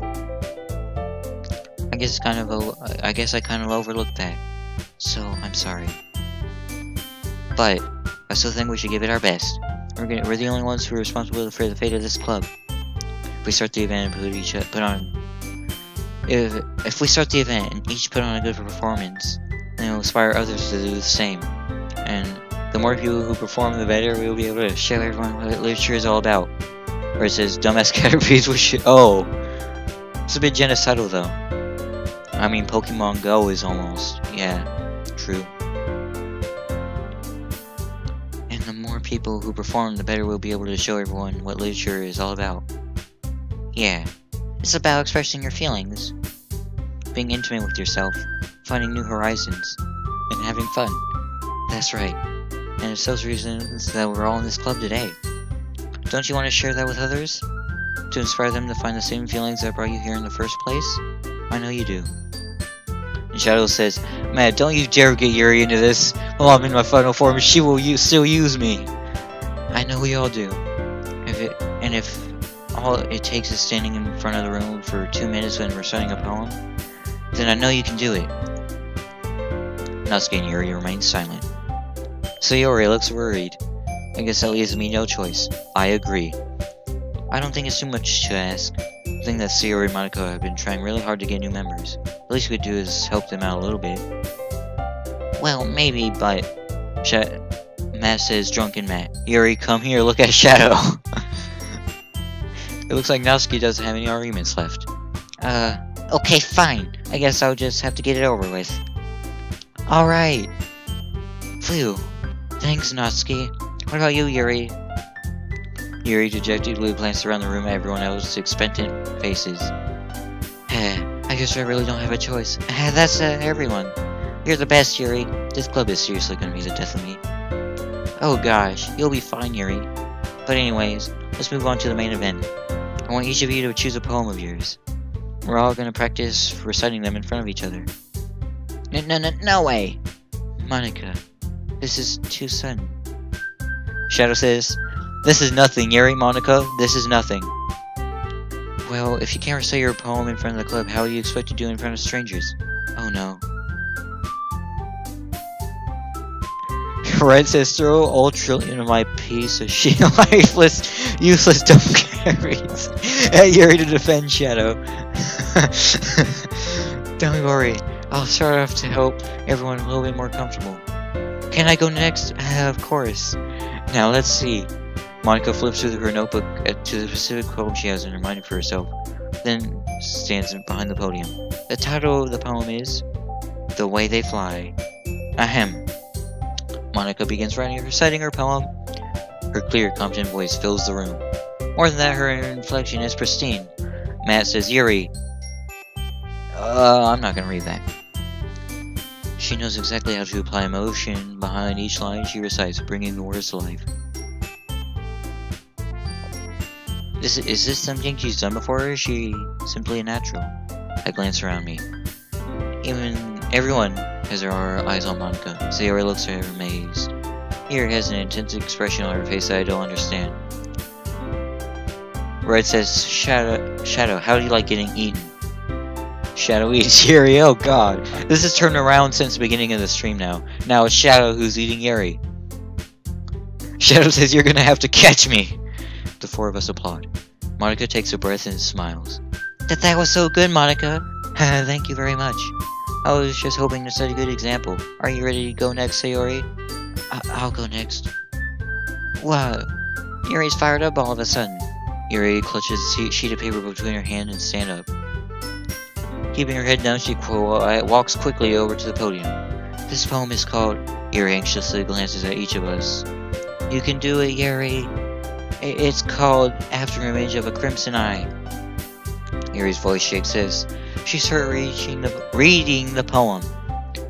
Just a moment ago, she practically refused to do this. Shadow says, spits out Yuri. Matt says, nope, not having that. Not having that, nope. Why is she suddenly putting in so much effort? As Yuri gets past the first couple of lines, her voice changes. It's almost like what happened when Yuri gets absorbed into her books. Her quivering words transforms into the sharp syllables of a fierce and confident woman. The poem is full of twists and turns and is structured that she enunciates with perfect timing. And Shadow says, why are you doing that, Yuri? Suddenly, she's finished. Everyone is stunned. Yuri snaps back into reality and glances around her, as if she's bewildered even herself. It's up to me to save this situation. I'm the first to start applauding. Everyone joins me afterward and we give Yuri the recognition she deserves. It's not that we didn't want to applaud for her, but we were caught so off guard that we must have forgotten. She was pretty bad, actually. That's the real reason. We're just trying to make her feel good about herself. As we applaud, Yuri holds the poem to her chest and runs back to her desk. Yuri, that was really good. Thank you for sharing. Looks like Yuri is down for the count. Okay, I guess I'm next then. Sayori hops out of her chair and cheerfully walks to the podium. This one is called My Meadow. Sorry, I giggled. Sayori, it's a lot harder than I thought. How do you guys do it so easily? Shadow says, true. Try not to think of it like you're reciting to other people. Imagine you're reciting to yourself like in front of a mirror in your own head. It's your poem, so it'll come out the best that way. I see. Okay then. Sayori begins her poem. Somehow it feels like her soft voice was made as a perfect match. The poem isn't aimlessly cheery like Sayori is. It's serene and bittersweet. If I read this on paper, I probably wouldn't think much of it, but hearing it from Sayori's voice almost gives it a whole new meaning. Maybe this was what Sayori meant when she said she likes my poems. It's like I get to reach more deeply into someone than I thought I knew more through and through. Sayori finishes and we applaud.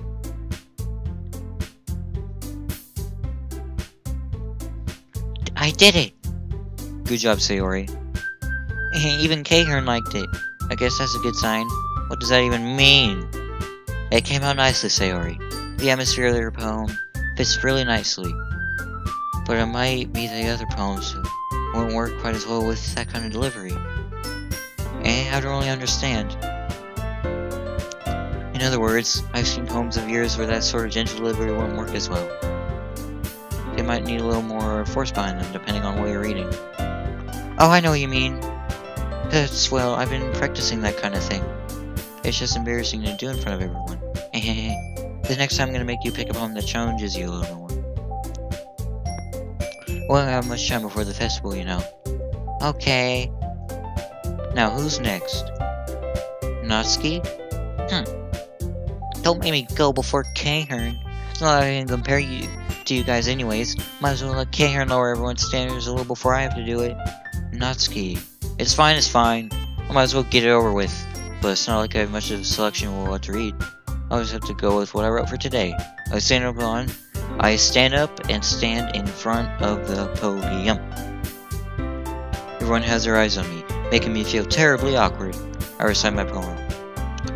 Since I'm not exactly confident in my own writing, it's hard to put energy into it. Despite that, once I finish, I receive applause anyways.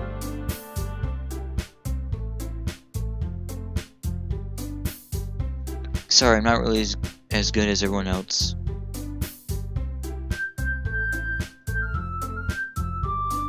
Don't worry about it so much. I think it's less about your abilities and more about your lack of confidence in your writing. That's something that will improve over time, though.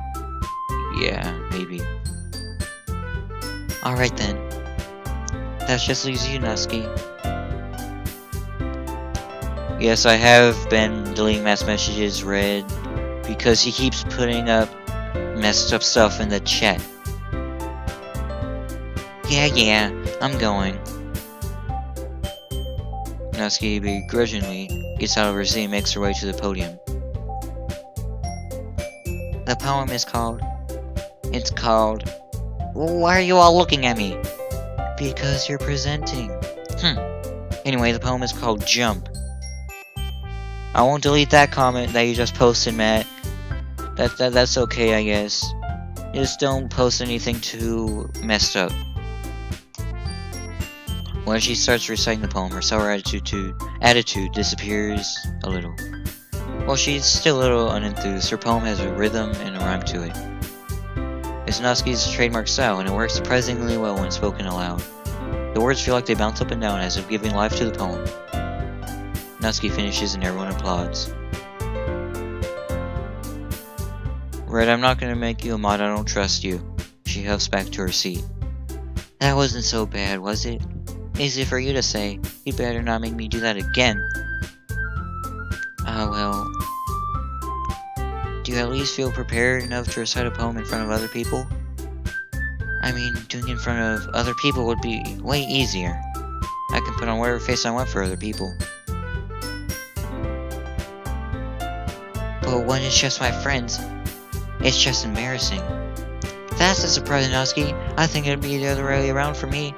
Well, that's just how it is, so... Well, I guess in that case, you won't have much to worry about for the festival. That said, I want to thank everyone for coming through. It might be hard, but I hope that you all have an idea of what it's like now. Make sure you pick a poem and get enough practice for the festival, okay? I'll be making pamphlets, so let me know ahead of time what we will be reciting. Jeez, I should probably find some other poem to recite instead. That's fine too. Doesn't have to be your own. I'm already pleasantly surprised that you're putting in all this effort for the club. It makes me really happy. Yeah, no problem. Okay, everyone. I think that's about it for today. I know the festival is coming up, but let's try to write poems for tomorrow as well. It's been working out really nicely so far, so I'd like to continue that. As for the festival, we'll finish planning tomorrow, then we'll have the weekend to prepare. Monday's a big day. I can't wait. I can do this. I can do this. Alright. I stand up. There's no way I'll be able to find the same enthusiasm as Sayori and Monica, but I'll do my best to get through it. If it's for the sake of the club and impressing Monica, then I'll have to do my best. Ready to go, Sayori? Yep. Look at you two, always going home together like that. It's kind of adorable, isn't it? Jeez, guys, don't make such a big deal out of it. It must be a little nice, though. Well...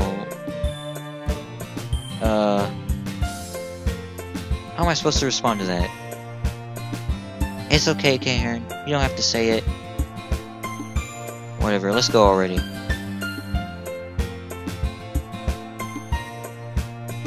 I will come with Sayori once more. Even though it's only been a few days, a lot of things have already changed. But today, Sayori's being a little quieter on the way home. Hey, Sayori.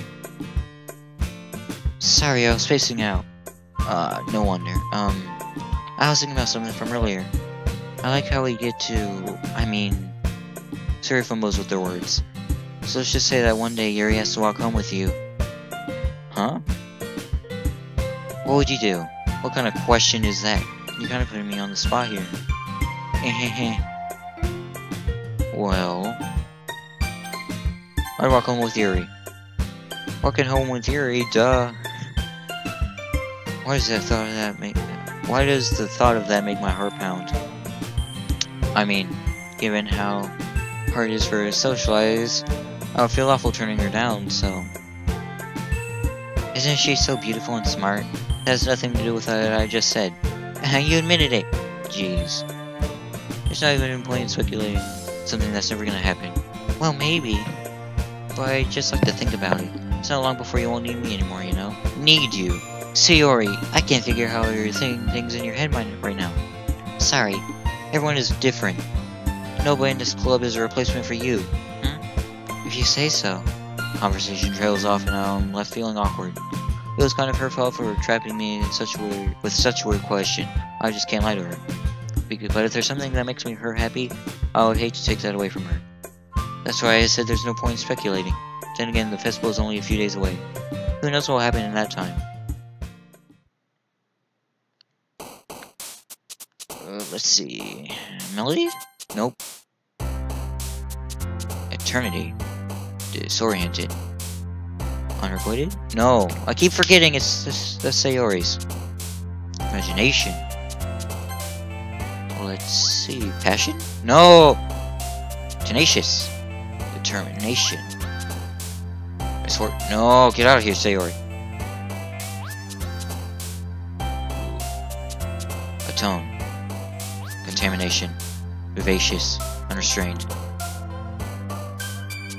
Treasure? No! Massacre? Essence. Starscape. Wonderful. No!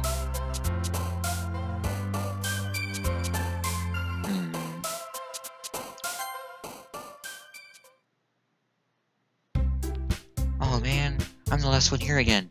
Don't worry, I just walked in too. Were you practicing piano again? Yeah. You must have a lot of determination. Starting this club and now picking up piano? Maybe not determination, but I guess passion. Remember that the club won't be here if it wasn't for all of you. And I'm super happy that you're willing to go help for the festival too. I can't wait for the festival. It's gonna be great. Eh? Were you complaining about it just yesterday, Natsuki? Well, yeah. I'm not talking about our part of the festival. But it's a whole day off of school where we get to play and eat all kinds of delicious food. You sound a bit like Sayori all of a sudden. Monica, do they usually have fights? Squid? That's a pretty specific thing to look forward to. Oh, come on. Are you saying you don't like squid? You of all people? And I didn't say I didn't like it. Besides, what do you mean by you of all people? Because it's right in your name. I don't know. That's not how you say my name at all. Also, the joke makes no sense in translation. Never mind. Let's just focus on our own event for now, okay? Fine. Your action aren't as fun as Yuri's or Sayori's anyways. Excuse me? Where is Sayori anyways? Oh, there you are. Sayori sitting at a desk in the corner of the room, looking down and moving. I walk over to her. Hey, Sayori. Hold my hand in front of her face. You're spacing out again. Sorry. Don't mind me. You can go and talk to everyone else. Huh? Is everything alright? Of course. Well, wouldn't it be? It just feels like you're a little off. Sorry for assuming things. Jeez, you worry too much about me. I'm fine, see? Yuri shows me a big smile. Don't let me distract you from having fun with everyone. Well, alright, if you say so. I worriedly glance at Sayori before turning back towards everyone else. But the conversation has already dispersed with everyone back at their usual activities. Maybe I should ask Monica if she's noticed anything about Sayori recently. Since they've been preparing for the festival, they must be spending a lot of time together. I timidly approached Monica, who's shuffling through some papers at her desk. Okay, Heron, what's up? Hey, this might sound a little strange, but have you noticed anything up with Sayori recently? Anything up with her? In what way do you mean? Maybe I'm reading it into it a little bit much, but she seems a bit downcast today. Oh, you think so? I can't say I've noticed anything about her. Monica appears across the room at Sayori, who's idly dragging a rubber eraser up and down her desk. Maybe there is something on her mind. But I'm surprised I'm not the one asking you, Karen. You certainly know her a lot better than I do. Yeah, but she's never really like this. She's always talked to me about things that bothered her. But this time, when I asked her, she was really dismissive. Sorry, I know it's not your problem. What up? I'm confused. Well, anyways. Sorry about that. I think someone just knocked on my door. I assume it was Patrick. I just wanted to ask if you knew anything, so I'll drop it now. No. It's important to me too. I mean, I'm also friends with her. I also care about the well-being of my club members, you know. Maybe I'll try talking to her myself. And are you sure about that? She seemed like she wanted to be left alone. Red, I don't know if it was you, okay? But I think someone knocked on my door. I don't know if it was you or Grandma. Who was it, Red? If it wasn't you, then it was probably Grandma. Are you sure? Maybe she just has a hard time bringing it up with the person of interest. Person of interest? What do you mean by that? I'm saying that maybe the thing on her mind is you, Karen. Me? How on earth would you come to that conclusion? Well, I probably shouldn't say too much, but Sayori talks about you more than anyone else, you know. She's been so much happier ever since you joined the club. It's like an extra light was turned on inside of her. What? No way. Sayori is always like that. She's always been full of sunshine. It's not any different now than it always has been. You're so funny, Karen. Have you thought that maybe you've always seen her so cheerful? Because that's how she is when she's around you. I said too much. Oh, I'm sorry. What do I know anyway? I didn't mean to jump to conclusions, but you should just forget about what I said. The knock made you say, I'm sorry. It's 9 o'clock. It's 10 o'clock. Here. It's 10:30 here. I'll try and talk to her, so try not to think about it for now.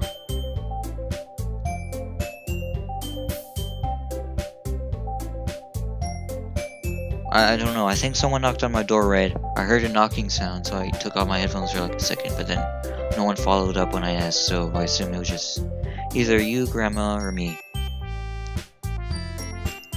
I know she said to forget about it, but I already know that I won't be able to get her words out of my head. Monica stands up from her desk and walks across the room to where Sayori is sitting. I watch her kneel down next to Sayori and gently talk to her, but she's keeping her voice so quiet I can't hear from here. I sigh and sit myself down. I know Sayori told me not to worry about her and to have fun with everyone else. But that's impossible to do when she's behaving like this. Exactly how much do I care about her? That I'm letting this weigh me down so much. Now it feels like I'm the one who's behaving out of the ordinary.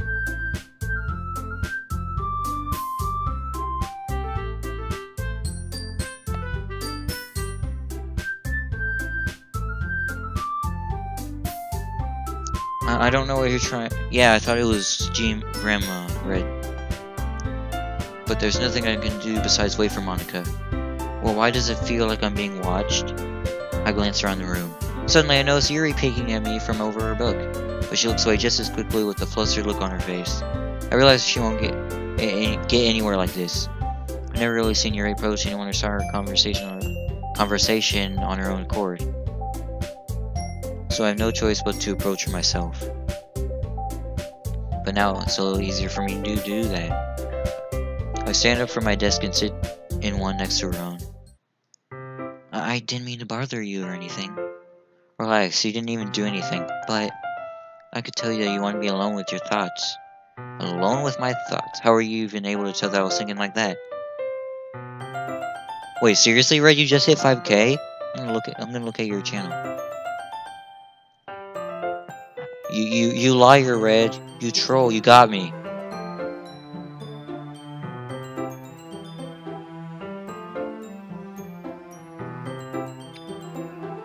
Well, it's something that I do a lot.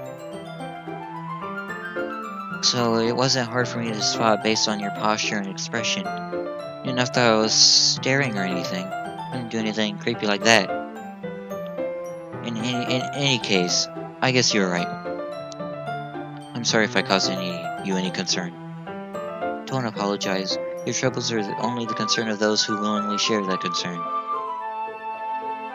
And, of course, there are certainly those who find the most comfort in keeping to themselves.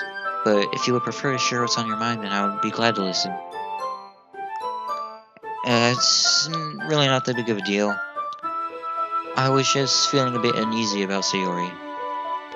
Sayori? Yeah, she seems a little off today. When I asked her about it, she didn't want to admit it to me. So I can't help but wonder if something happened to her. Oh? That's quite romantic. Eh? So sorry, I didn't mean to say something stupid. It's not that, I just didn't want you to misunderstand. Sarah and I have been friends a long time, that's all. Ah, I see. Then perhaps it is unusual for her to be dismissive to you about her feelings. Or maybe I'm just reading into it a little too much. Okay, Heron. The world is full of meaning, often hidden but deep beneath plain sight. And there are many untold mysteries behind every person, no matter how well you may know them. So you think that there might be something behind it after all? I think that Sayori is a very complex person. Her mannerisms on the outside don't always match what may be going on inside her head. And she may not always know what she wants. I noticed her strange behavior today too. And I also feel some concern for her. But in your case, it looked like she was fully occupying your thoughts, wasn't she? Well, I guess that was the case. Sayori. She really means a lot to you, doesn't she? I guess. But you don't need to put it that way. We're just good friends, that's all. Yuri suddenly looks deeply into my eyes. Her expression is gentle and curious, as if she was searching for something.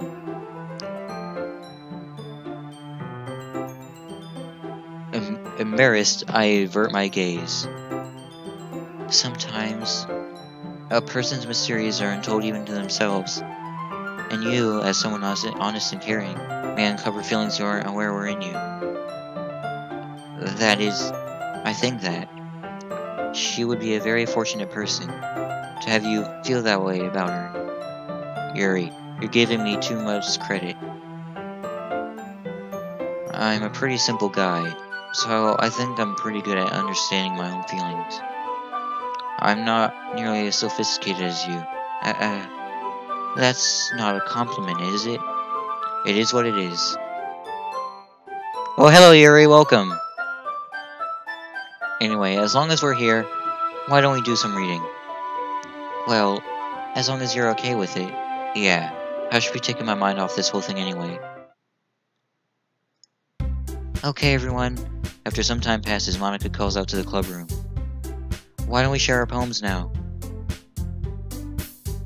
Before I know it, everything's back to normal.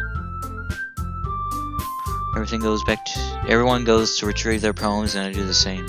I make eye contact with Monica, and she smiles at me. I wonder what she was talking about with Sayori. I'm just gonna skip through a couple of these because these are pointless.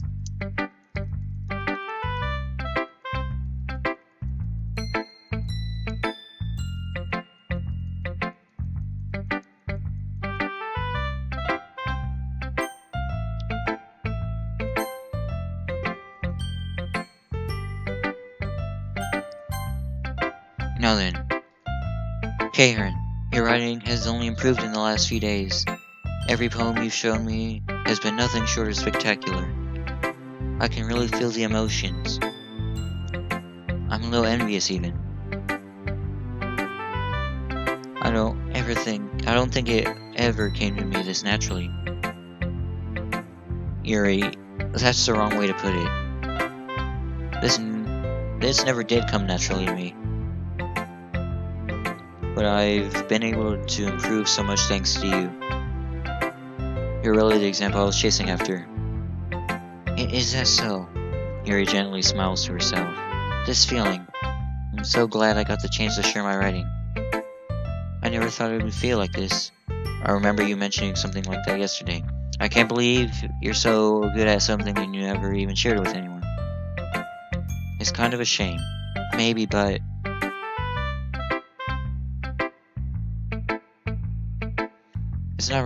It's not like I really had a choice. What do you mean? Well, Yuri smiles sadly. Kahren, during lunchtime I ate by myself. Did you know that? It's a great time to find a quiet spot and do some reading. In fact, I will always have some books with me. You could say I really enjoy reading. Well, that's one way to put it anyway. But books are so full of amazing and inspiring people. People you want to fall in love with, or people who you just know would make a really good friend. Cheerful people who always put a smile on your face, or deep thinkers and problem solvers who discover the mysteries of life. So when you look at it that way, I'm surrounded by friends every day, you know? And those friends don't laugh at me. They don't tease me for spacing out all the time. They don't make fun of my body type, and they don't hate me for acting like a know-it-all. People say that about you? I'm not a know-it-all, Kahren. It's the opposite. I don't know anything. I don't know how to talk to people. I don't know how to make people see me as normal. I don't even know how to make myself happy. I have all these feelings, and all I can do with them is read and write. But it wasn't until now that I started sharing it with you. That I really understood what was missing all this time. But I haven't really done anything. No, that's wrong. Just being patient and respectful. That's really important to me. I know I'm a difficult person, Kahren. I speak too slowly, and second-guess myself all the time. I read too deeply into things, but every time, you always treat me just like anyone else. It's so rare that I feel comfortable with myself when I talk to others. But that's why every time I talk to you, I just feel really happy. I see. Well, I treat you how you deserve to be treated, Yuri. And if other people don't see it that way, then screw them. I mean, I joined this club hoping I'd make friends. And I would say I've had at least one success. Wouldn't you? If you put it that way. Yeah, we really are friends now, aren't we? Yuri puts her head in her hands. But this time, she's smiling as she does it. Do you want to show me your poem? Yeah, I do. Let me get it for you. Ghost Under the Light Part 2. The tendrils of my hair illuminate beneath the amber glow, bathing. An innocence of blue-green light flickers. And it is... a lone figure crosses path, a silhouette obstructing the eerie glow. My heart pounds, the silhouette grows closer. I open my umbrella, casting a shadow to shield me from visibility. But I am too late. He steps into the streetlight. I gasp and drop my umbrella. The light flickers. My heart pounds. He raises his arms. Time stops. The only indication of movement is the amber light flickering against his outstretched arm. The flickering light is in rhythm with the pounding of my heart. teasing me for succumbing to this forbidden emotion. Have you ever heard of a ghost feeling warmth before? Giving up on understanding? I laugh. Understanding is overrated. I touch his hand. The flickering stops. Ghosts are blue-green. My heart is amber. Finishing the poem, I hand it to Yuri. Well, instead of taking it from me, she looks away. Do you dislike it?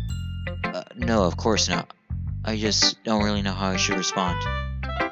Despite Yuri's poems usually being cryptic, it wasn't hard to figure out what this one is about. Also, this clearly isn't the poem that Natsuki said she wrote about. Meaning I'm probably the only one she's showing this to. I don't know if I'll be able to explain this one. That's fine. I understand this one. Yuri's having an even harder time speaking than usual. Does this one mean a lot to you? Yuri nods. I'm not really good with words, but I'm happy that you shared that with me. So, thank you. And I hope we keep spending time together. Despite my inability to make eye contact, I see a faint smile emerge on Yuri's lips.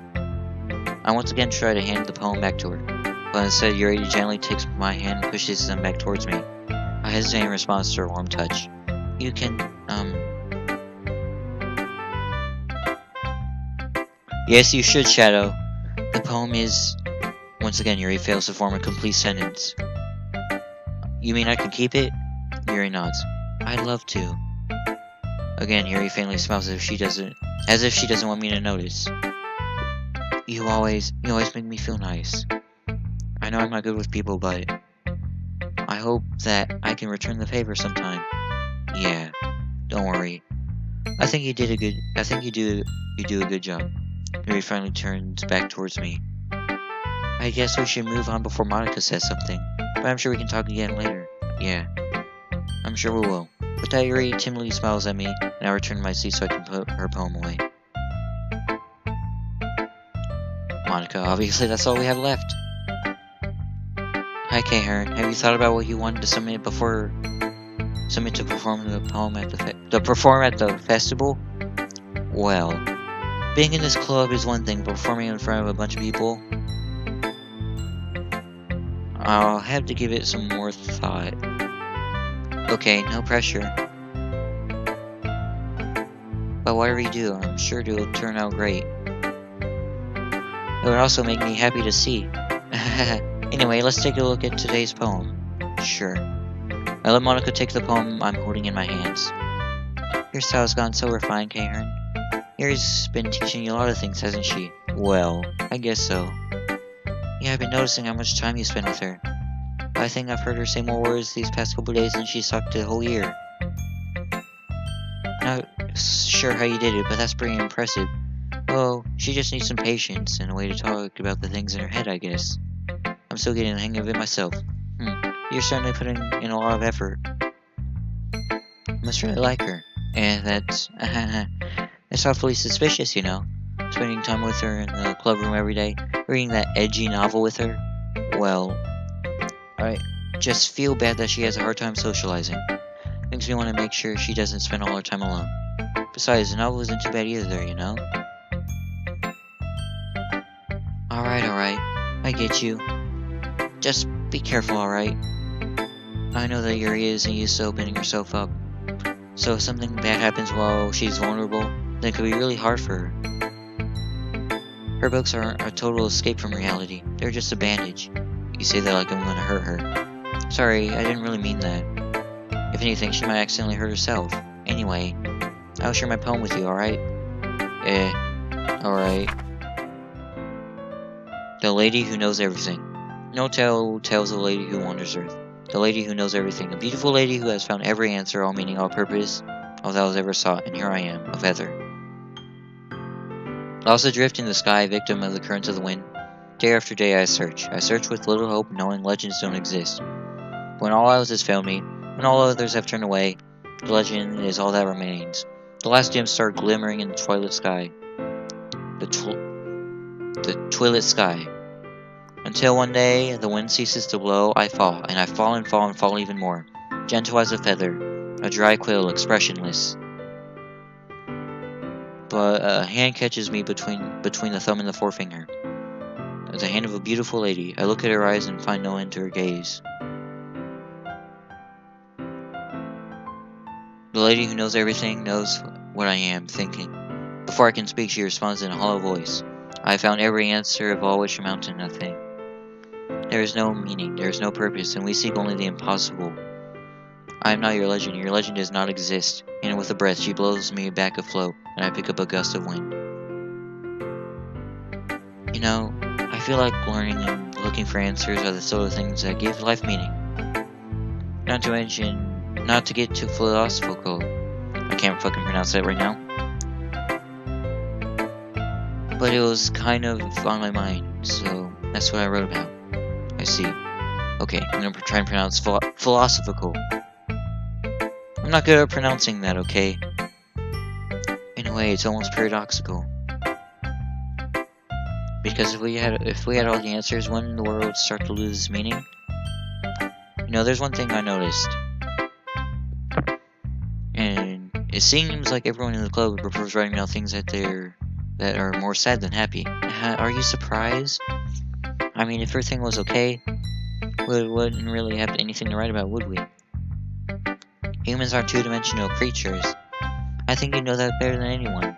You mean one-dimensional? Yeah, that. Anyway, here's Monica's writing tip of the day. Are you ever too shy to share your writing because you're too afraid it's not that good? It can really be disheartening to get a lukewarm response to something you put so much into.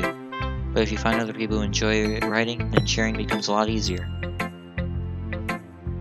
But instead of just telling you that your writing is good or bad, okay or bad, they'll want to focus more on everything that went into it and the things you can work on. It's much more encouraging that way, and it will make you want to continue improving. It's almost like your own little literature club, don't you think? That's my advice for today. Thanks for listening. Okay, you three. We're all done sharing poems, right? Why don't we start figuring out... Hold on a second. Is it just me, or did you say something strange just now? Eh? Something did sound a bit unusual. That's right. You deviated from your usual catchphrase when addressing the club. Catchphrase? I don't have a catchphrase. Jeez, why is the mood so weird today? Look, even Yuri isn't immune to it. Stagnating air is common foreshadowing that something terrible is about to happen. In your books, maybe. Look, the only thing different is that Sayori isn't here. It seems you're right.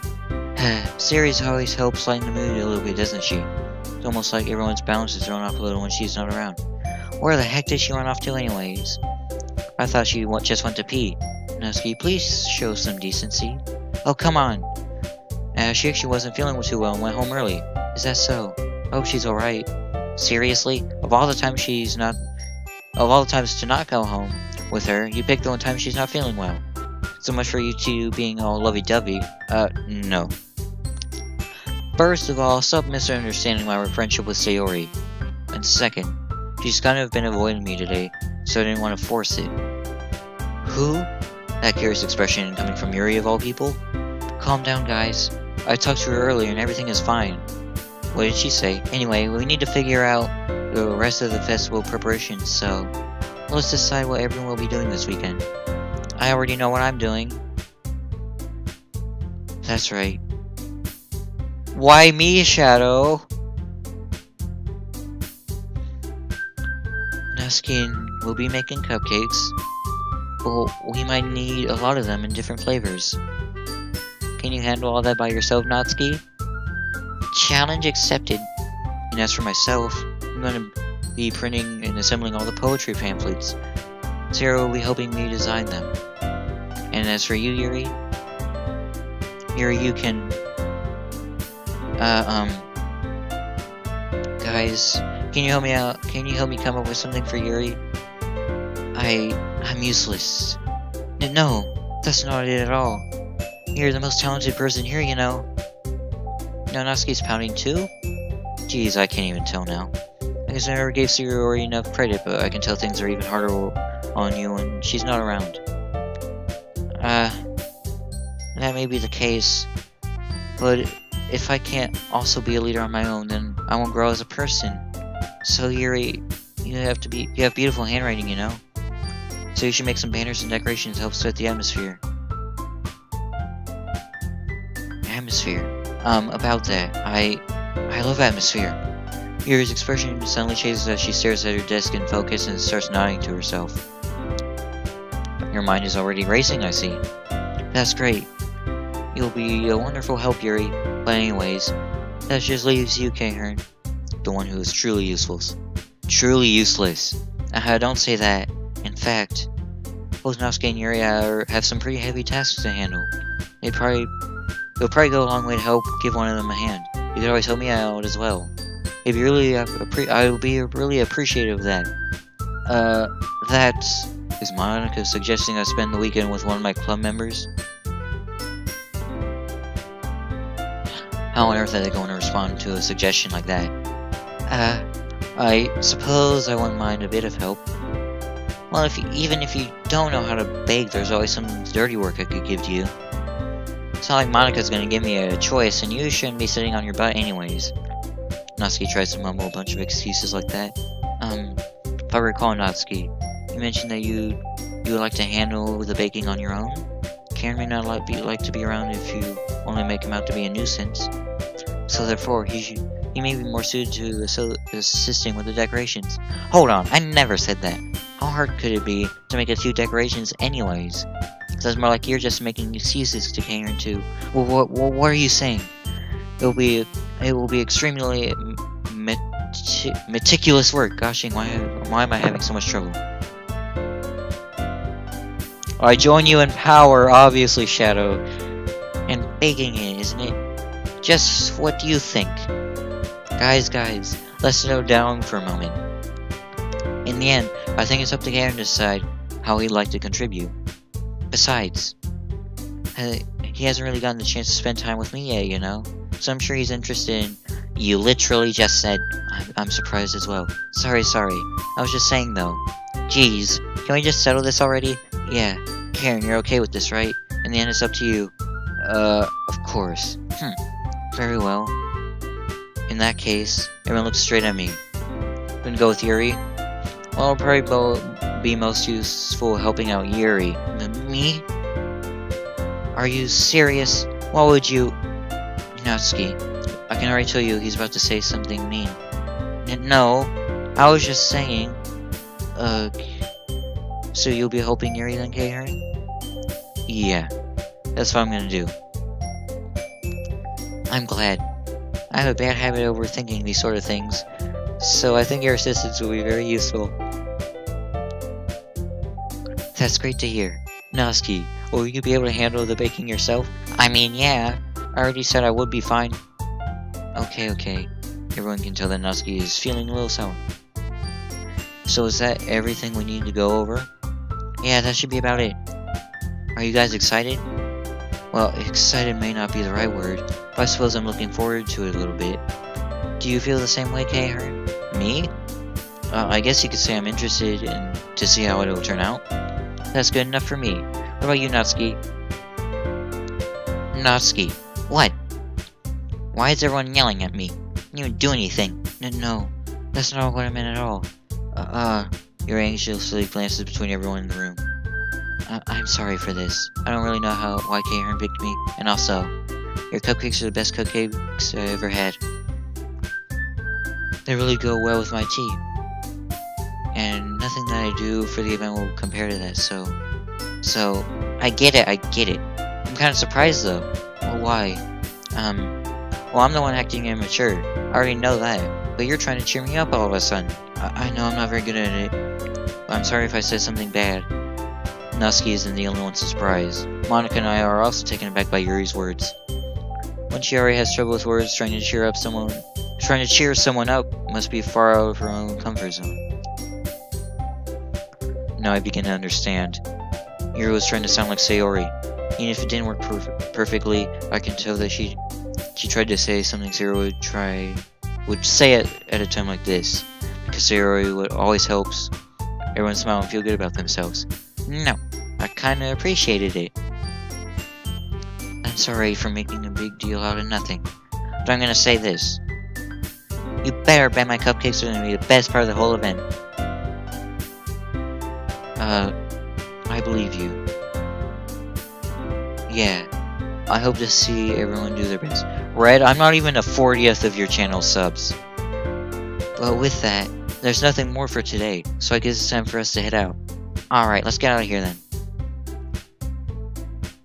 Everyone packs up their things. I start to follow Monica and Natsuki out the door as they chat with each other. I turn around. Sorry. I realize I don't have any way of contacting you this weekend. Oh, you're right. I can't believe that just slipped my mind. Should I give you my phone number? I think that would be the best way, yes. Alright then. You and I exchange phone numbers. Okay.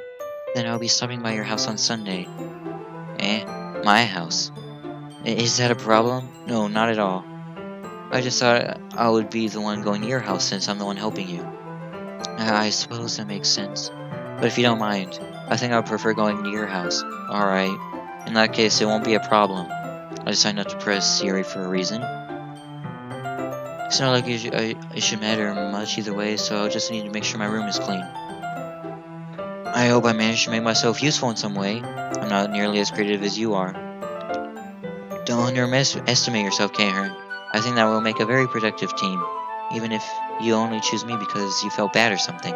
Wait, you don't actually think that, do you? I don't know. It's difficult to come up with any other reason you may have chosen me. You're forgetting the one reason with the most common sense.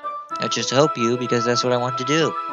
But, Yuri thinks to herself with an extremely tense expression. Yuri, you're overthinking this. You want me to point out when you're overthinking, right? I didn't realize I'm telling you I want to. That's all there is to it. Do you believe me? Yuri thinks really hard again. She looks straight in my eyes for a long while. I believe you. As if it took her tremendous effort, Yuri finally says that and relaxes her expression. And I'm really looking forward to Sunday. Yeah, I am too. After that exchange, I'm making my way out the door and Yuri follows. I can't believe this. Yuri's gonna be going to my house on Sunday. My anxiety shoots through the roof. Even though I've gotten pretty used to handling her at this point, there's no telling what might end up happening when we're outside of school. More than that, she told me she was looking forward to it. Is this the chance that I have to make something happen between us? Or is it too early for that? Only time will tell. But until then, I won't be able to make my mind off it. I seriously can't wait. It's already Sunday. I've been getting increasingly anxious about Yuri's upcoming visit. I keep telling myself there's no reason to be nervous, but it doesn't help much. Yuri's clearly an introvert, and also an intimate person in general. There's no doubt that she'll open up a little bit when it's just the two of us. You know, we've been texting occasionally. She was extremely apprehensive at first, but wasn't long before I was already learning more about her. But putting Yuri aside, I haven't heard a thing from Sayori since she left the club early the other day. It's not like we text each other all the time or anything. But I've been worried about hers in the back of my mind. Between what Sayori said and what Monica said. Is it really okay for me to put Sayori's feelings aside when she might need me? I decide to visit Sayori before Yuri comes over. Rather than asking, I simply tell her I'm coming over, much like we've done in the past. Once I reach Sayori's house, I knock on the door before entering it myself. Again, we used to play so often now we made it a habit of simply entering each other's houses like we're family. The house is quiet. Sayori isn't anywhere on the first floor, so I assume she's up in her room. Sorry, strange. I better not to run down and greet me. I head up to her bedroom, where I finally meet her. Sayori? Hi, Kehern. I sit down in her room. Sayori forces a smile, but it's easy to tell that she's different. There's a minute of silence between us. You haven't come over like this in a long time, have you? I guess you're right. It's been a long time. Not much has really changed, has it? Sayori's room is as messy as it always has been. I also recognize the same stuffed animals and wall decorations that she's had for years now. If you came over more often, it wouldn't be such a mess. That's because I end up cleaning it for you. How come you suddenly wanted to come over today? What do you mean, Shadow? What happens? How come you suddenly wanted to come over today? Aren't you supposed to be with Yuri today? Yeah, but... Wait, how'd you know that? Sayori had already left by the time we decided that last meeting. Monica told me. And it's only natural for her to keep me informed about the festival preparations, right? That's true. What about you? Are you gonna be helping Monica today? Of course. But I'm just helping her online. We didn't plan to meet up or anything. So it's just me and Yuri then? Yep. There's still more silence between us. Yuri stares in a random direction. Everything about her behavior is really uncharacteristic. I finally get to the point. I just wanted to see how you were doing. After you left on Friday. When something's wrong, you can't hide it from me. I know you too well. If Yuri meets your final form, well, I don't know. It's probably gonna be the ultimate anime battle of all time. So, Yuri smiles, shaking her head. That's so good, K-Hearn. Eh? Why can't it just be like it's always been? This is all my fault. If I didn't get so weak and accidentally express my feelings, if I didn't make that stupid mistake, then you wouldn't have been so worried about me at all. You wouldn't have come here. You wouldn't have been thinking about me right now. But this is just my punishment, isn't it? I'm getting punished for being so selfish. I think that's why the world decided just to have you come over today. It just wants to torture me. Sayori. I grab Sayori by the shoulders. What on earth are you saying? Are you listening to yourself right now? I know something happened to you. There's no other explanation for you to be like this. So tell me already. Until I know, I won't be able to stop thinking about it.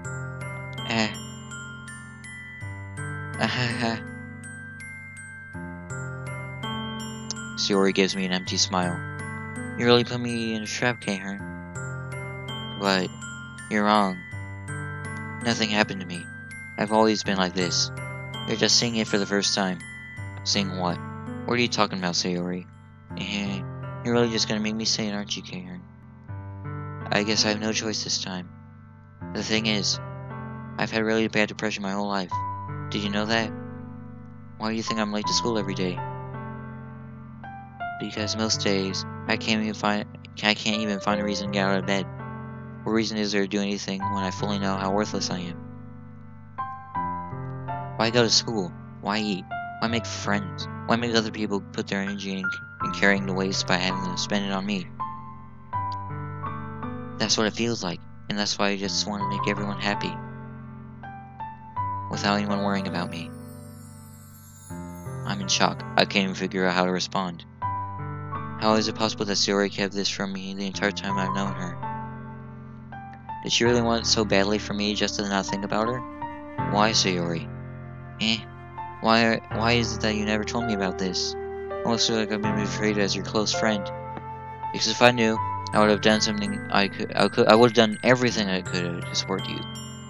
Even if there's only so much that I could do, I would have tried a little bit harder to make every day a little bit better for you. That's why I'm your friend. All you had to do was tell me. You don't understand at all, K-Hearn. Why do you think I didn't tell you? Because if I told you, then you would have to waste your effort caring about me instead of doing important things. I don't want to be cared about. It's bittersweet when people try to care about me.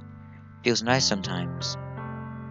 But also feels like a bat being swung against my head. That's why I wanted so badly for you to make friends with everyone else. Helping everyone be happy together is the best thing for me. But then I discovered something else too.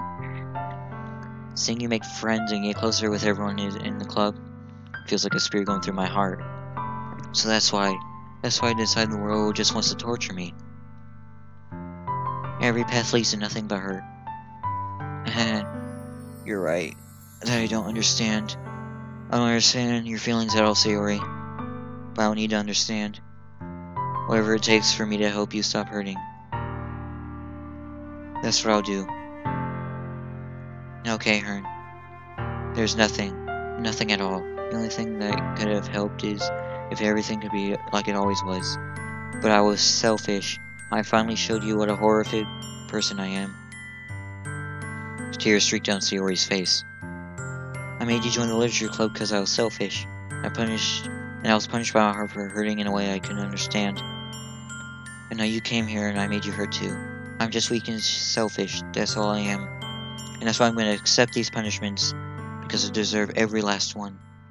Without thinking, I once again grab Sayori's shoulders. And this time I pull her into a time race. Kehern. Sayori, I don't care if you feel selfish. I'm really happy that you convinced me to join the club. Seeing you every day makes it worthwhile enough. If I make friends with everyone else, then that's just a bonus. But please, never underestimate how much I care about you. I wouldn't have it any other way. Kehern. Sayori isn't hugging me back. Despite my arms being wrapped around her, Sayori's arms remain at her sides. She starts sobbing next to my ear. No, don't do this to me. Please don't do this.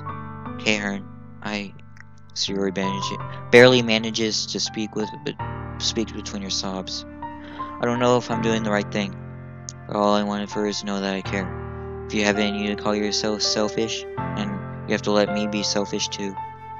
No matter what it takes, I'll figure out what needs to change. I'll make the feelings go away. And if there's anything that you need me to do, then you better tell me. I'll get mad if you don't. I don't know. I don't know. I don't know. Gently, Sayori finally puts her arms around me in return. I don't know anything. It's all really scary. I don't understand my feelings, Kehern.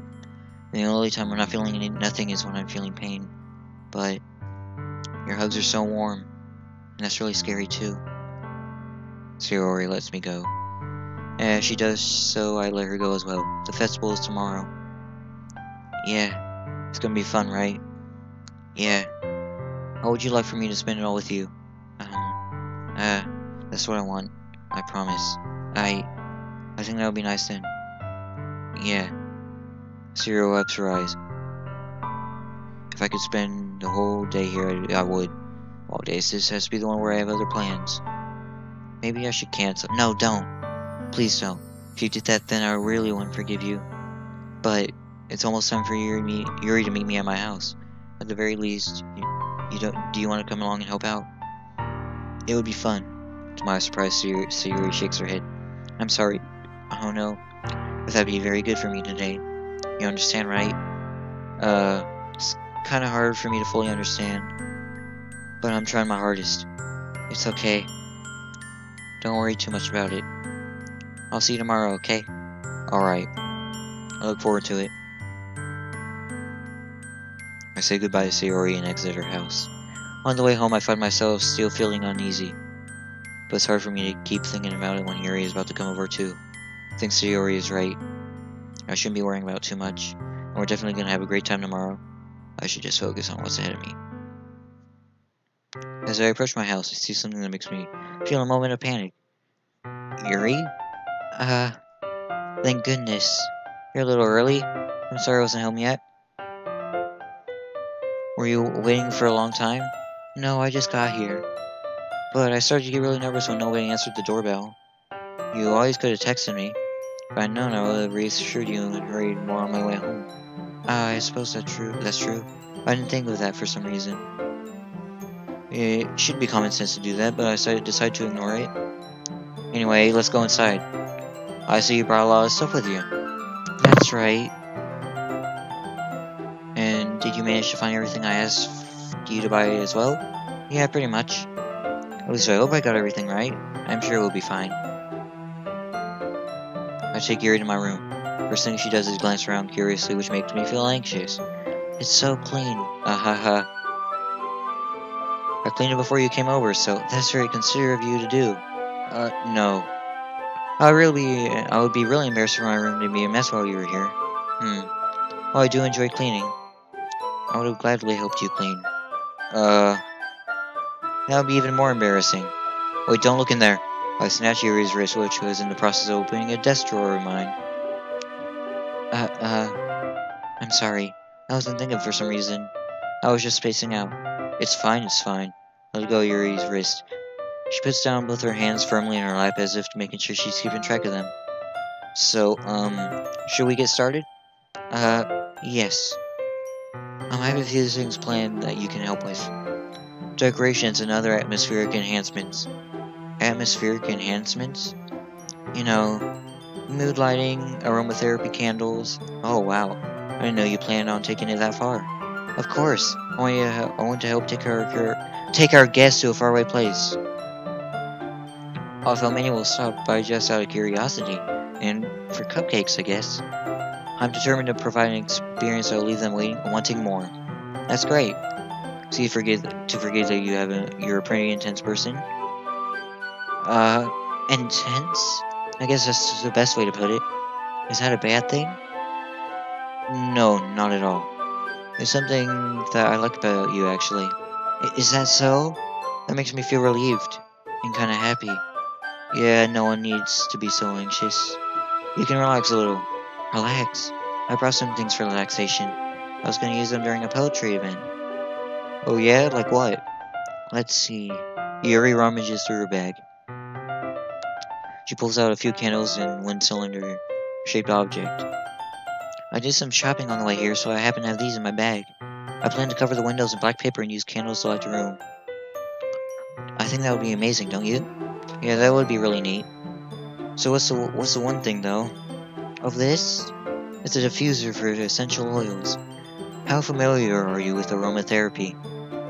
Not familiar at all. Oh, is that so? It's one of my favorite contributors to a positive atmosphere. Depending on the oils or herbs you choose, you can change the mood of the air itself. You can even feel it permeate through your body. Relaxation, positive energy, romance, reflection. It's almost like magic. Yuri takes the cylinder and pushes the switch on the bottom. In just a moment, a thin ray of vapor begins to spout through a small hole on the top. Wow, that smells wonderful. What kind of mood is that one for?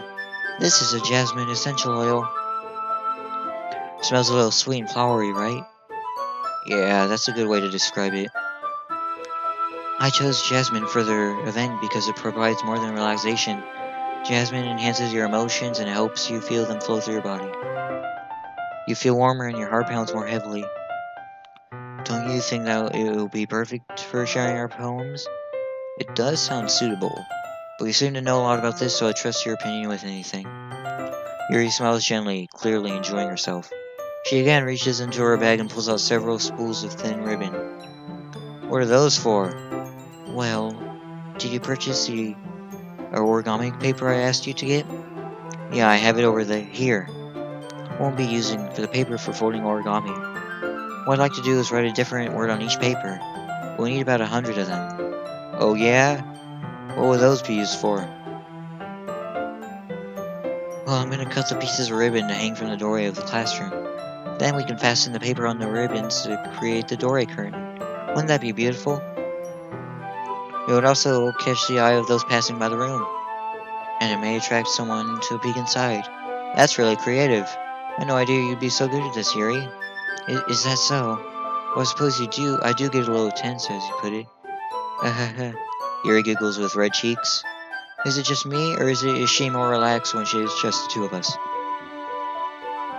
Someone knocked on my door again. Knew it. It was Red. Stop knocking on my door, Red. Please.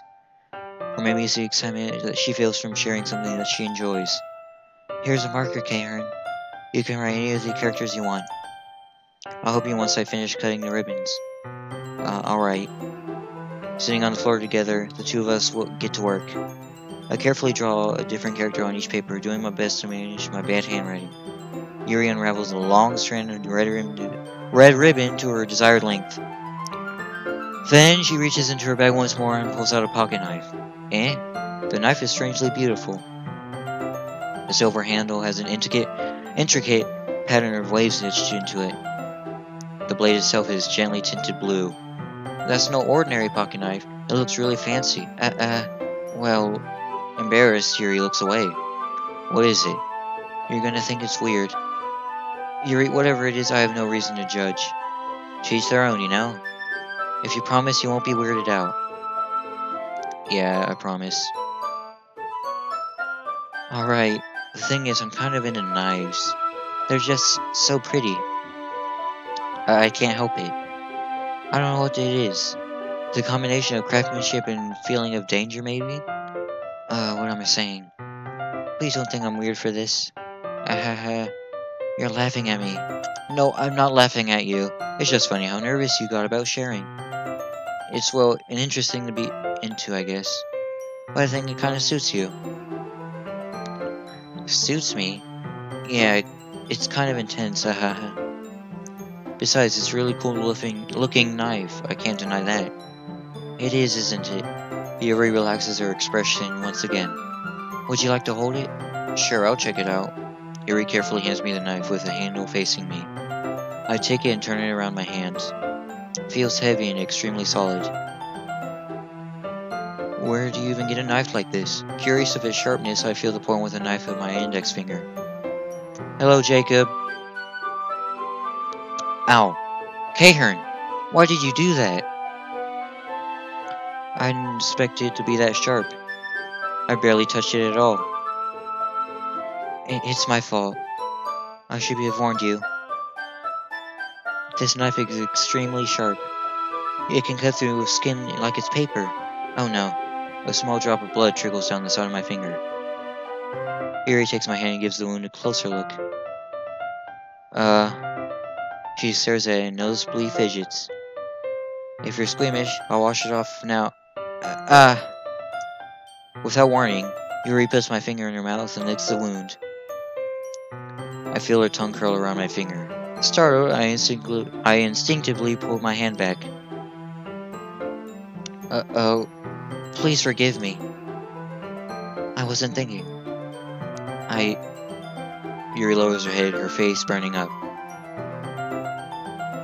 Yuri, that's the most embarrassing thing I've ever done.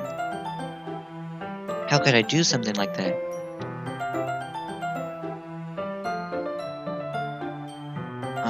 I'm sorry. Sure, it was a little weird and took me by surprise. But I guess she was just trying to help, right? Yuri, I think you're overreacting a little. She doesn't lift her head. What if she doesn't recover from this for the rest of the afternoon? Alright, you know what? This might be a stupid thing to do, but I do it anyways. I take Yuri's hand and lick her index finger in return. Cahern! Did you really just do that? Now we're even. Yuri just looks at me like I did something wrong. Yeah, Jacob, this chat is really strange. I knew that would be a bad idea. If not for the sweet aroma of the jasmine oil, the air would be extremely heavy right now. You're so weird, Cahern. Yuri giggles shyly. Yuri calling me weird? I have no response for that. Where do you keep your bandages? Bye, Jacob.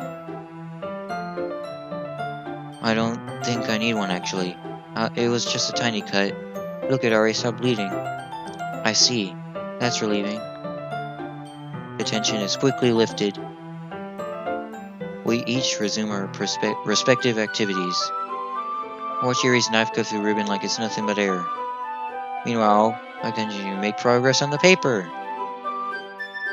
After we finish attaching the paper to the ribbons, we lay them all out side by side. It looks better than I expected, and will be very effective as a door curtain. It looks great. Good thinking coming up with this, Yuri. Thanks.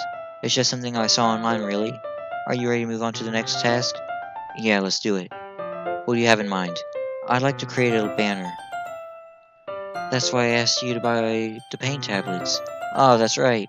One of the items Yuri has asked me to buy was a kit of watercolor paint tablets. We'll need about 6 cups of water and to put in each of the tablets in. Do you mind fetching those for us? Of course not. 6 cups of water. I'll be right back in a minute. Thank you very much. Oh, and just a little bit of water is okay. If you fill the cups too much, it will be too diluted. Taking Yuri's advice, I decided to use a small plastic bathroom cup rather than full-size glasses. I put them on a plate to catch any paint that drips, then bring it back into my room. Yuri? Yes? I come in to see Yuri quickly and rolling her sleeve, putting it back over her arm. Nothing. Your face is a little red. Is it too hot in here or anything? No, not at all. There's nothing wrong, so let's mix the paint. Yuri hurriedly dismisses me and takes it upon herself to unwrap the tablets, dropping them into the cups. So, I thought we would do something simple that would look very nice. I'd like to paint a gradient across the banner, starting with the colors for a sunrise in daytime, then sunset in nighttime. Once it dries, I'll write an inspirational quote across the banner. We can hang it on the wall behind the podium at the front of the classroom. Neat. What are you gonna write? Well, it will be more fun to surprise you. Yuri smiles at me. If you say so. After laying out the banner, Yuri and I kneel on the opposite sides so we don't get in the way of each other. Yeah, Yuri is very strange, Jacob. Not as strange as his chat, but she's pretty strange.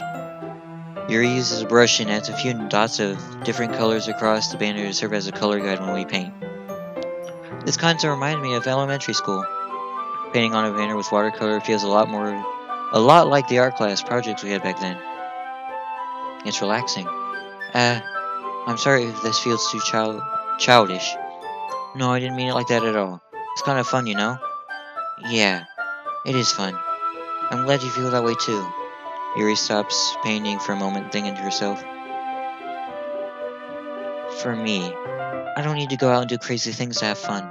In fact, I usually don't even want to. I just like when I can spend time with one other person.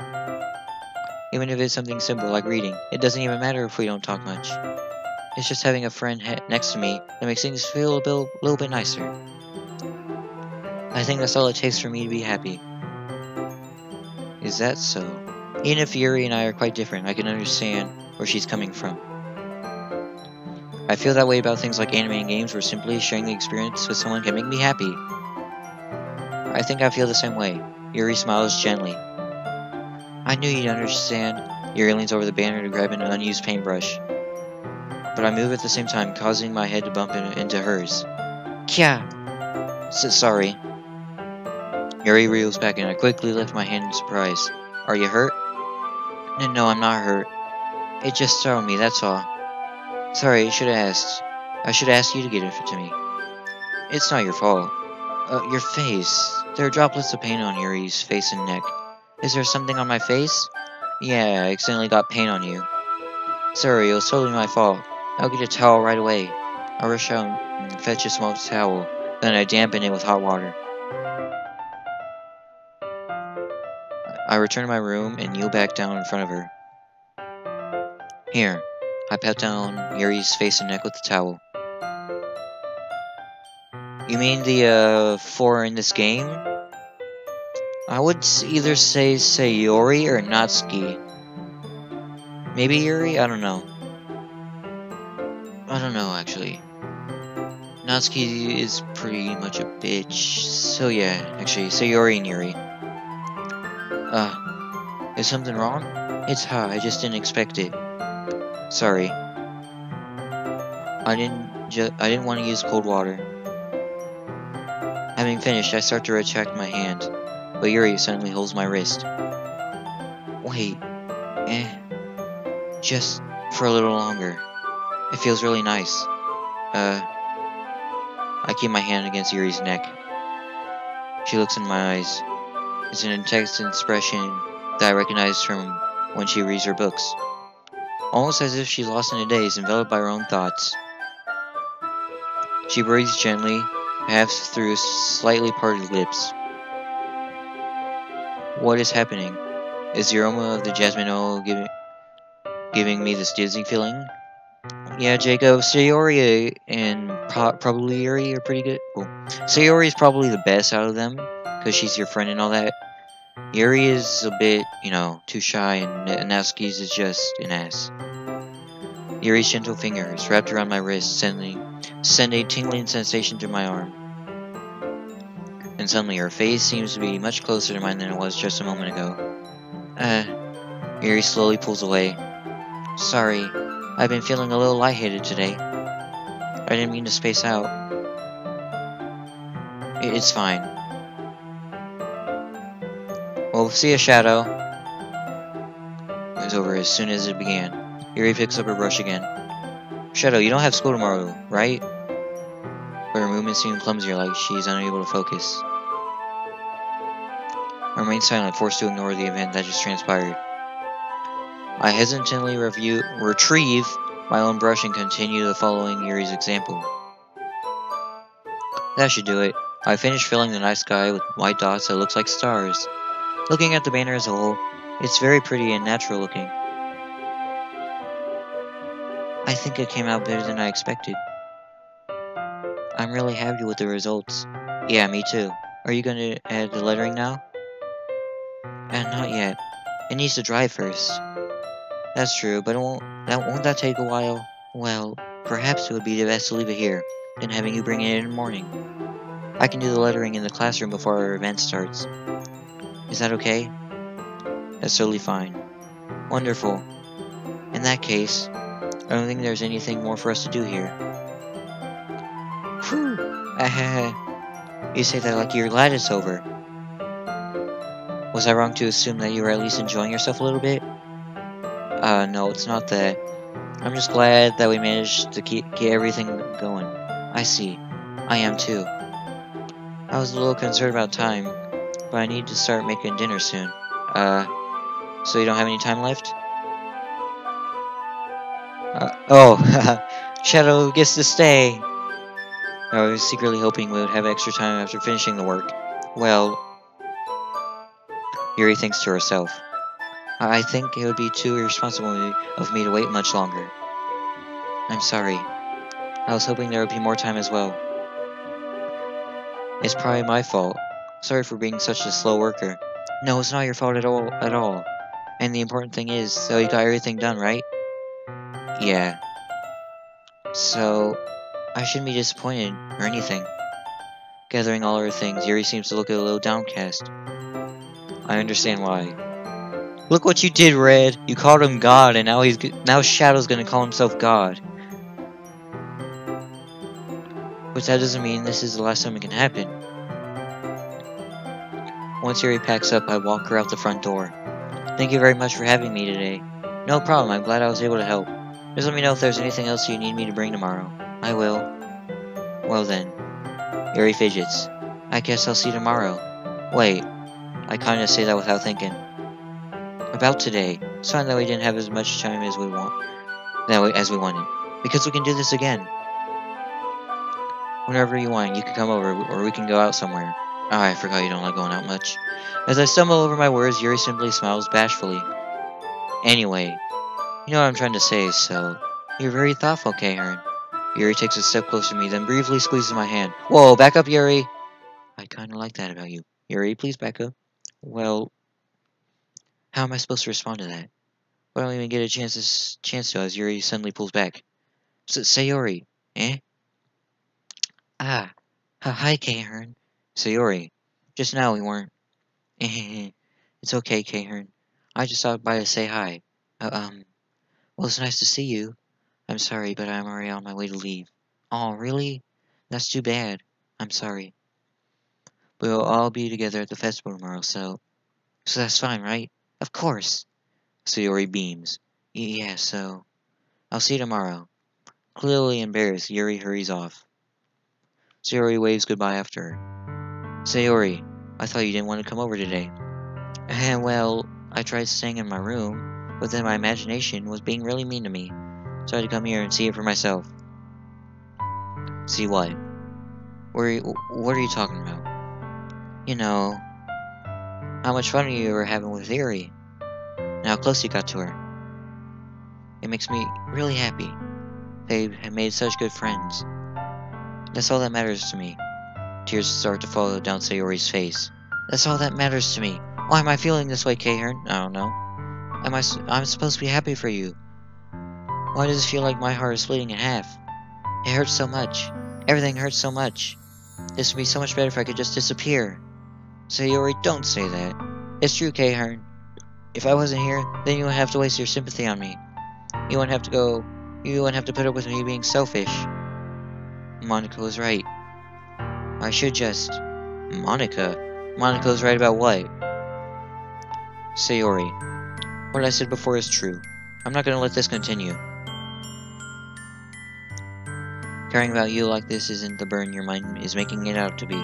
It's something that makes me happy. something that I wouldn't trade for anything else. So even if it takes an entire lifetime, I'm gonna be by your side until you don't feel any more pain. But, Sayori looks away, put a hand on her shoulder to reassure her. I'm scared, Kaehern. I'm really scared of...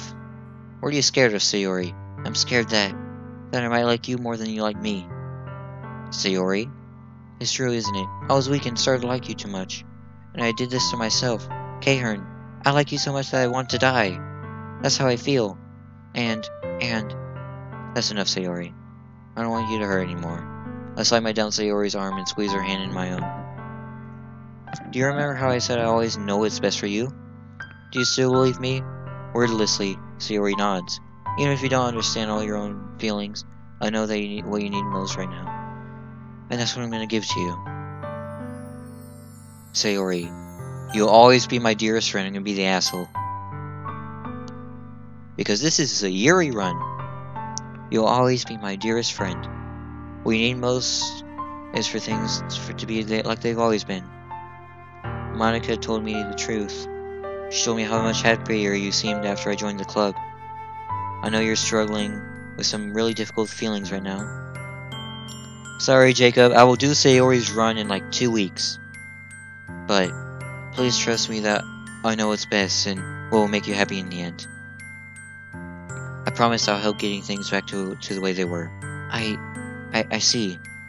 Sayori forces a smile through an incredibly pained expression. Ahaha. Is this what it feels like to get stabbed in the chest? I should write a poem about this. Sayori. It's okay. This is just my punishment, remember? For being so selfish. So please don't worry about these stupid feelings. I know you're right. I knew this whole time there's no happiness down the path. That's why I came here. Just so I could get the answer I needed to hear. And the other thing. You're also right that I just wanted to go back to the way it was. I realize that now. You really do know me better than anyone, Kaehern. I trust you with anything. Anything at all. So, Sayori's smile finally breaks. All of a sudden, she turns around and drops to her knees. Ah! I can't fucking scream, okay? I can't fucking scream like that. It's in the middle of the fucking night. Oh, thanks, Jacob. I can't scream. I'm sorry I screamed like that. I was trying to do one of those meme screams. Or like a Goku scream. Just powering up to Super Saiyan. I'm so shocked that I don't know how to react. Sayori looks over her shoulder and flashes me with one more weak smile before turning around and running off. Sayori. Red SFX, you have like 4,000... Wait, how many subs do you have now? Why am I feeling so horrible about this? You have 4,012. There's nothing more that I could have done. The most I could do is support Sayori through her feelings and help her on the path that's right. But I'm having as much trouble understanding Sayori's feelings as she is. Even though I can comfort her. I keep wondering if I should be doing this something more, or something different. I know these thoughts will continue to plague me until things are back the way they were before. I'm going to give it everything I've got. Sayori will always be my dearest friend, and I'll do whatever it takes to put a smile on her face every day. It's the day of the festival. Of all days, I expected this to be the one where I'd be walking to school with Sayori, but Sayori isn't answering her phone. I wonder what that could be. I considered going to her house and to wake her up, but decided that's a little too much. Meanwhile, the preparations for the event should be nearly complete. The banner Yuri and I painted is dry, and I gently rolled it up to take with me. She sent me a pleasant text reminding me not to forget anything, and I reassured her.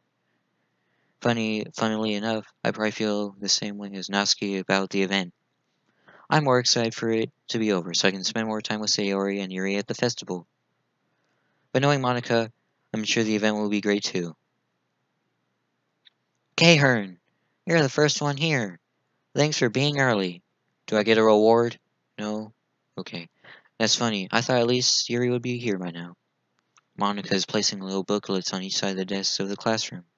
Those few ones she prepared that has all the poems we're performing. In the end, I found a random poem online that I thought Monica would like and submitted it. So, that's the one I'll be performing. I'm surprised you didn't bring Sayori with you. Yeah, she overslept again. That dummy. You'd think that on days this important she'd try a little harder. I say that, but then suddenly remember what Sayori told me yesterday, and suddenly feel awful knowing it's not nearly as simple for her. I only said it because it's the way I'm used to thinking. But maybe I should have gone and wake her up after all. You should take a little responsibility for her, Karen. I mean, especially after your exchange with her yesterday. You kind of left her hanging this morning, you know. That's not funny, Monica. Exchange. Monica, you know about that? Of course I do. I'm the club president after all. Yes, Jacob, I do. I think mostly everyone here knows what happened. Because I think Red already saw my old stream, and Shadow saw my old stream, but I'm just going over this again with each character. I stammer embarrassed. Did Sayori really tell her that quickly? About how I basically turned down her confession? That makes me really seem like the bad guy here. But I'm the one who knows what's best for her, right? Jeez. You don't know the full story at all, so... Don't worry.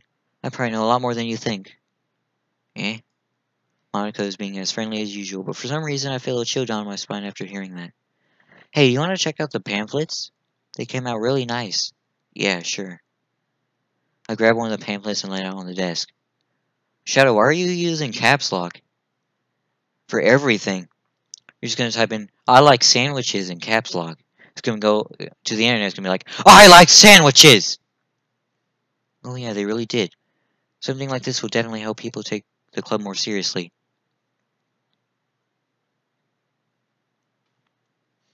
Yeah, I thought so too. I flipped through the pages. Each member's poem is neatly printed on its own page, giving it an almost professional feel. I recognize Natsuki's and Yuri's poems from the ones they say they performed during our practice. What's this? I flipped to Sayori's poem. It's different from the ones she practiced. The one that I haven't read before. Get out of my head, get out of my head, get out of my head, get out of my head, get out of my head. Get out of my head. Get out of my head before I do what I know is best for you. Get out of my head before I listen to everything she said to me. Get out of my head before I show you how much I love you. Get out of my head before I finish writing this poem. Scroll down. But the poem is never actually finished. It just stops moving. Welcome back, Matt. What is this? Reading the poem, I get a pit in my stomach. Cairn? What's wrong? Nothing. This poem feels completely different from everything else Sayori's written. But more than that, I changed my mind. I'm gonna go get Sayori, so, well, alright. Try not to take too long, okay? Sonic dashes down the hallway. Sonic dashes down the stairs. No, better yet, jumps out the window, lands on the ground, and just charges towards his neighborhood. Don't strain yourself, Monica calls out after me. I quicken my pace. What was I thinking? Should have tried a little bit harder for Sayori. It's not a big deal to at least wait for her or help her wake up. Even this simple gesture of walking her to school makes her really happy. Besides, I told her yesterday that things will be the same as they always have been. So all she needs and all I want to give her. I reach Sayori's house and knock on the door. I don't expect an answer since she's not picking up her phone either. Like yesterday, I opened the door and let myself in. Sayori. Okay, I'm going to save this here and end it off here. That's where I'm going to save it. Hope everyone enjoyed the stream. Okay? Let's see. Anything else to say? Oh yeah, and if you haven't subbed, you should sub if you want to see like the other two routes. Because next week I'm gonna do Natsuki's route, then I'm gonna do Sayori's route. So that ends this stream because it's 11:40 and I need sleep because I'm going to school tomorrow. So see you in my next video.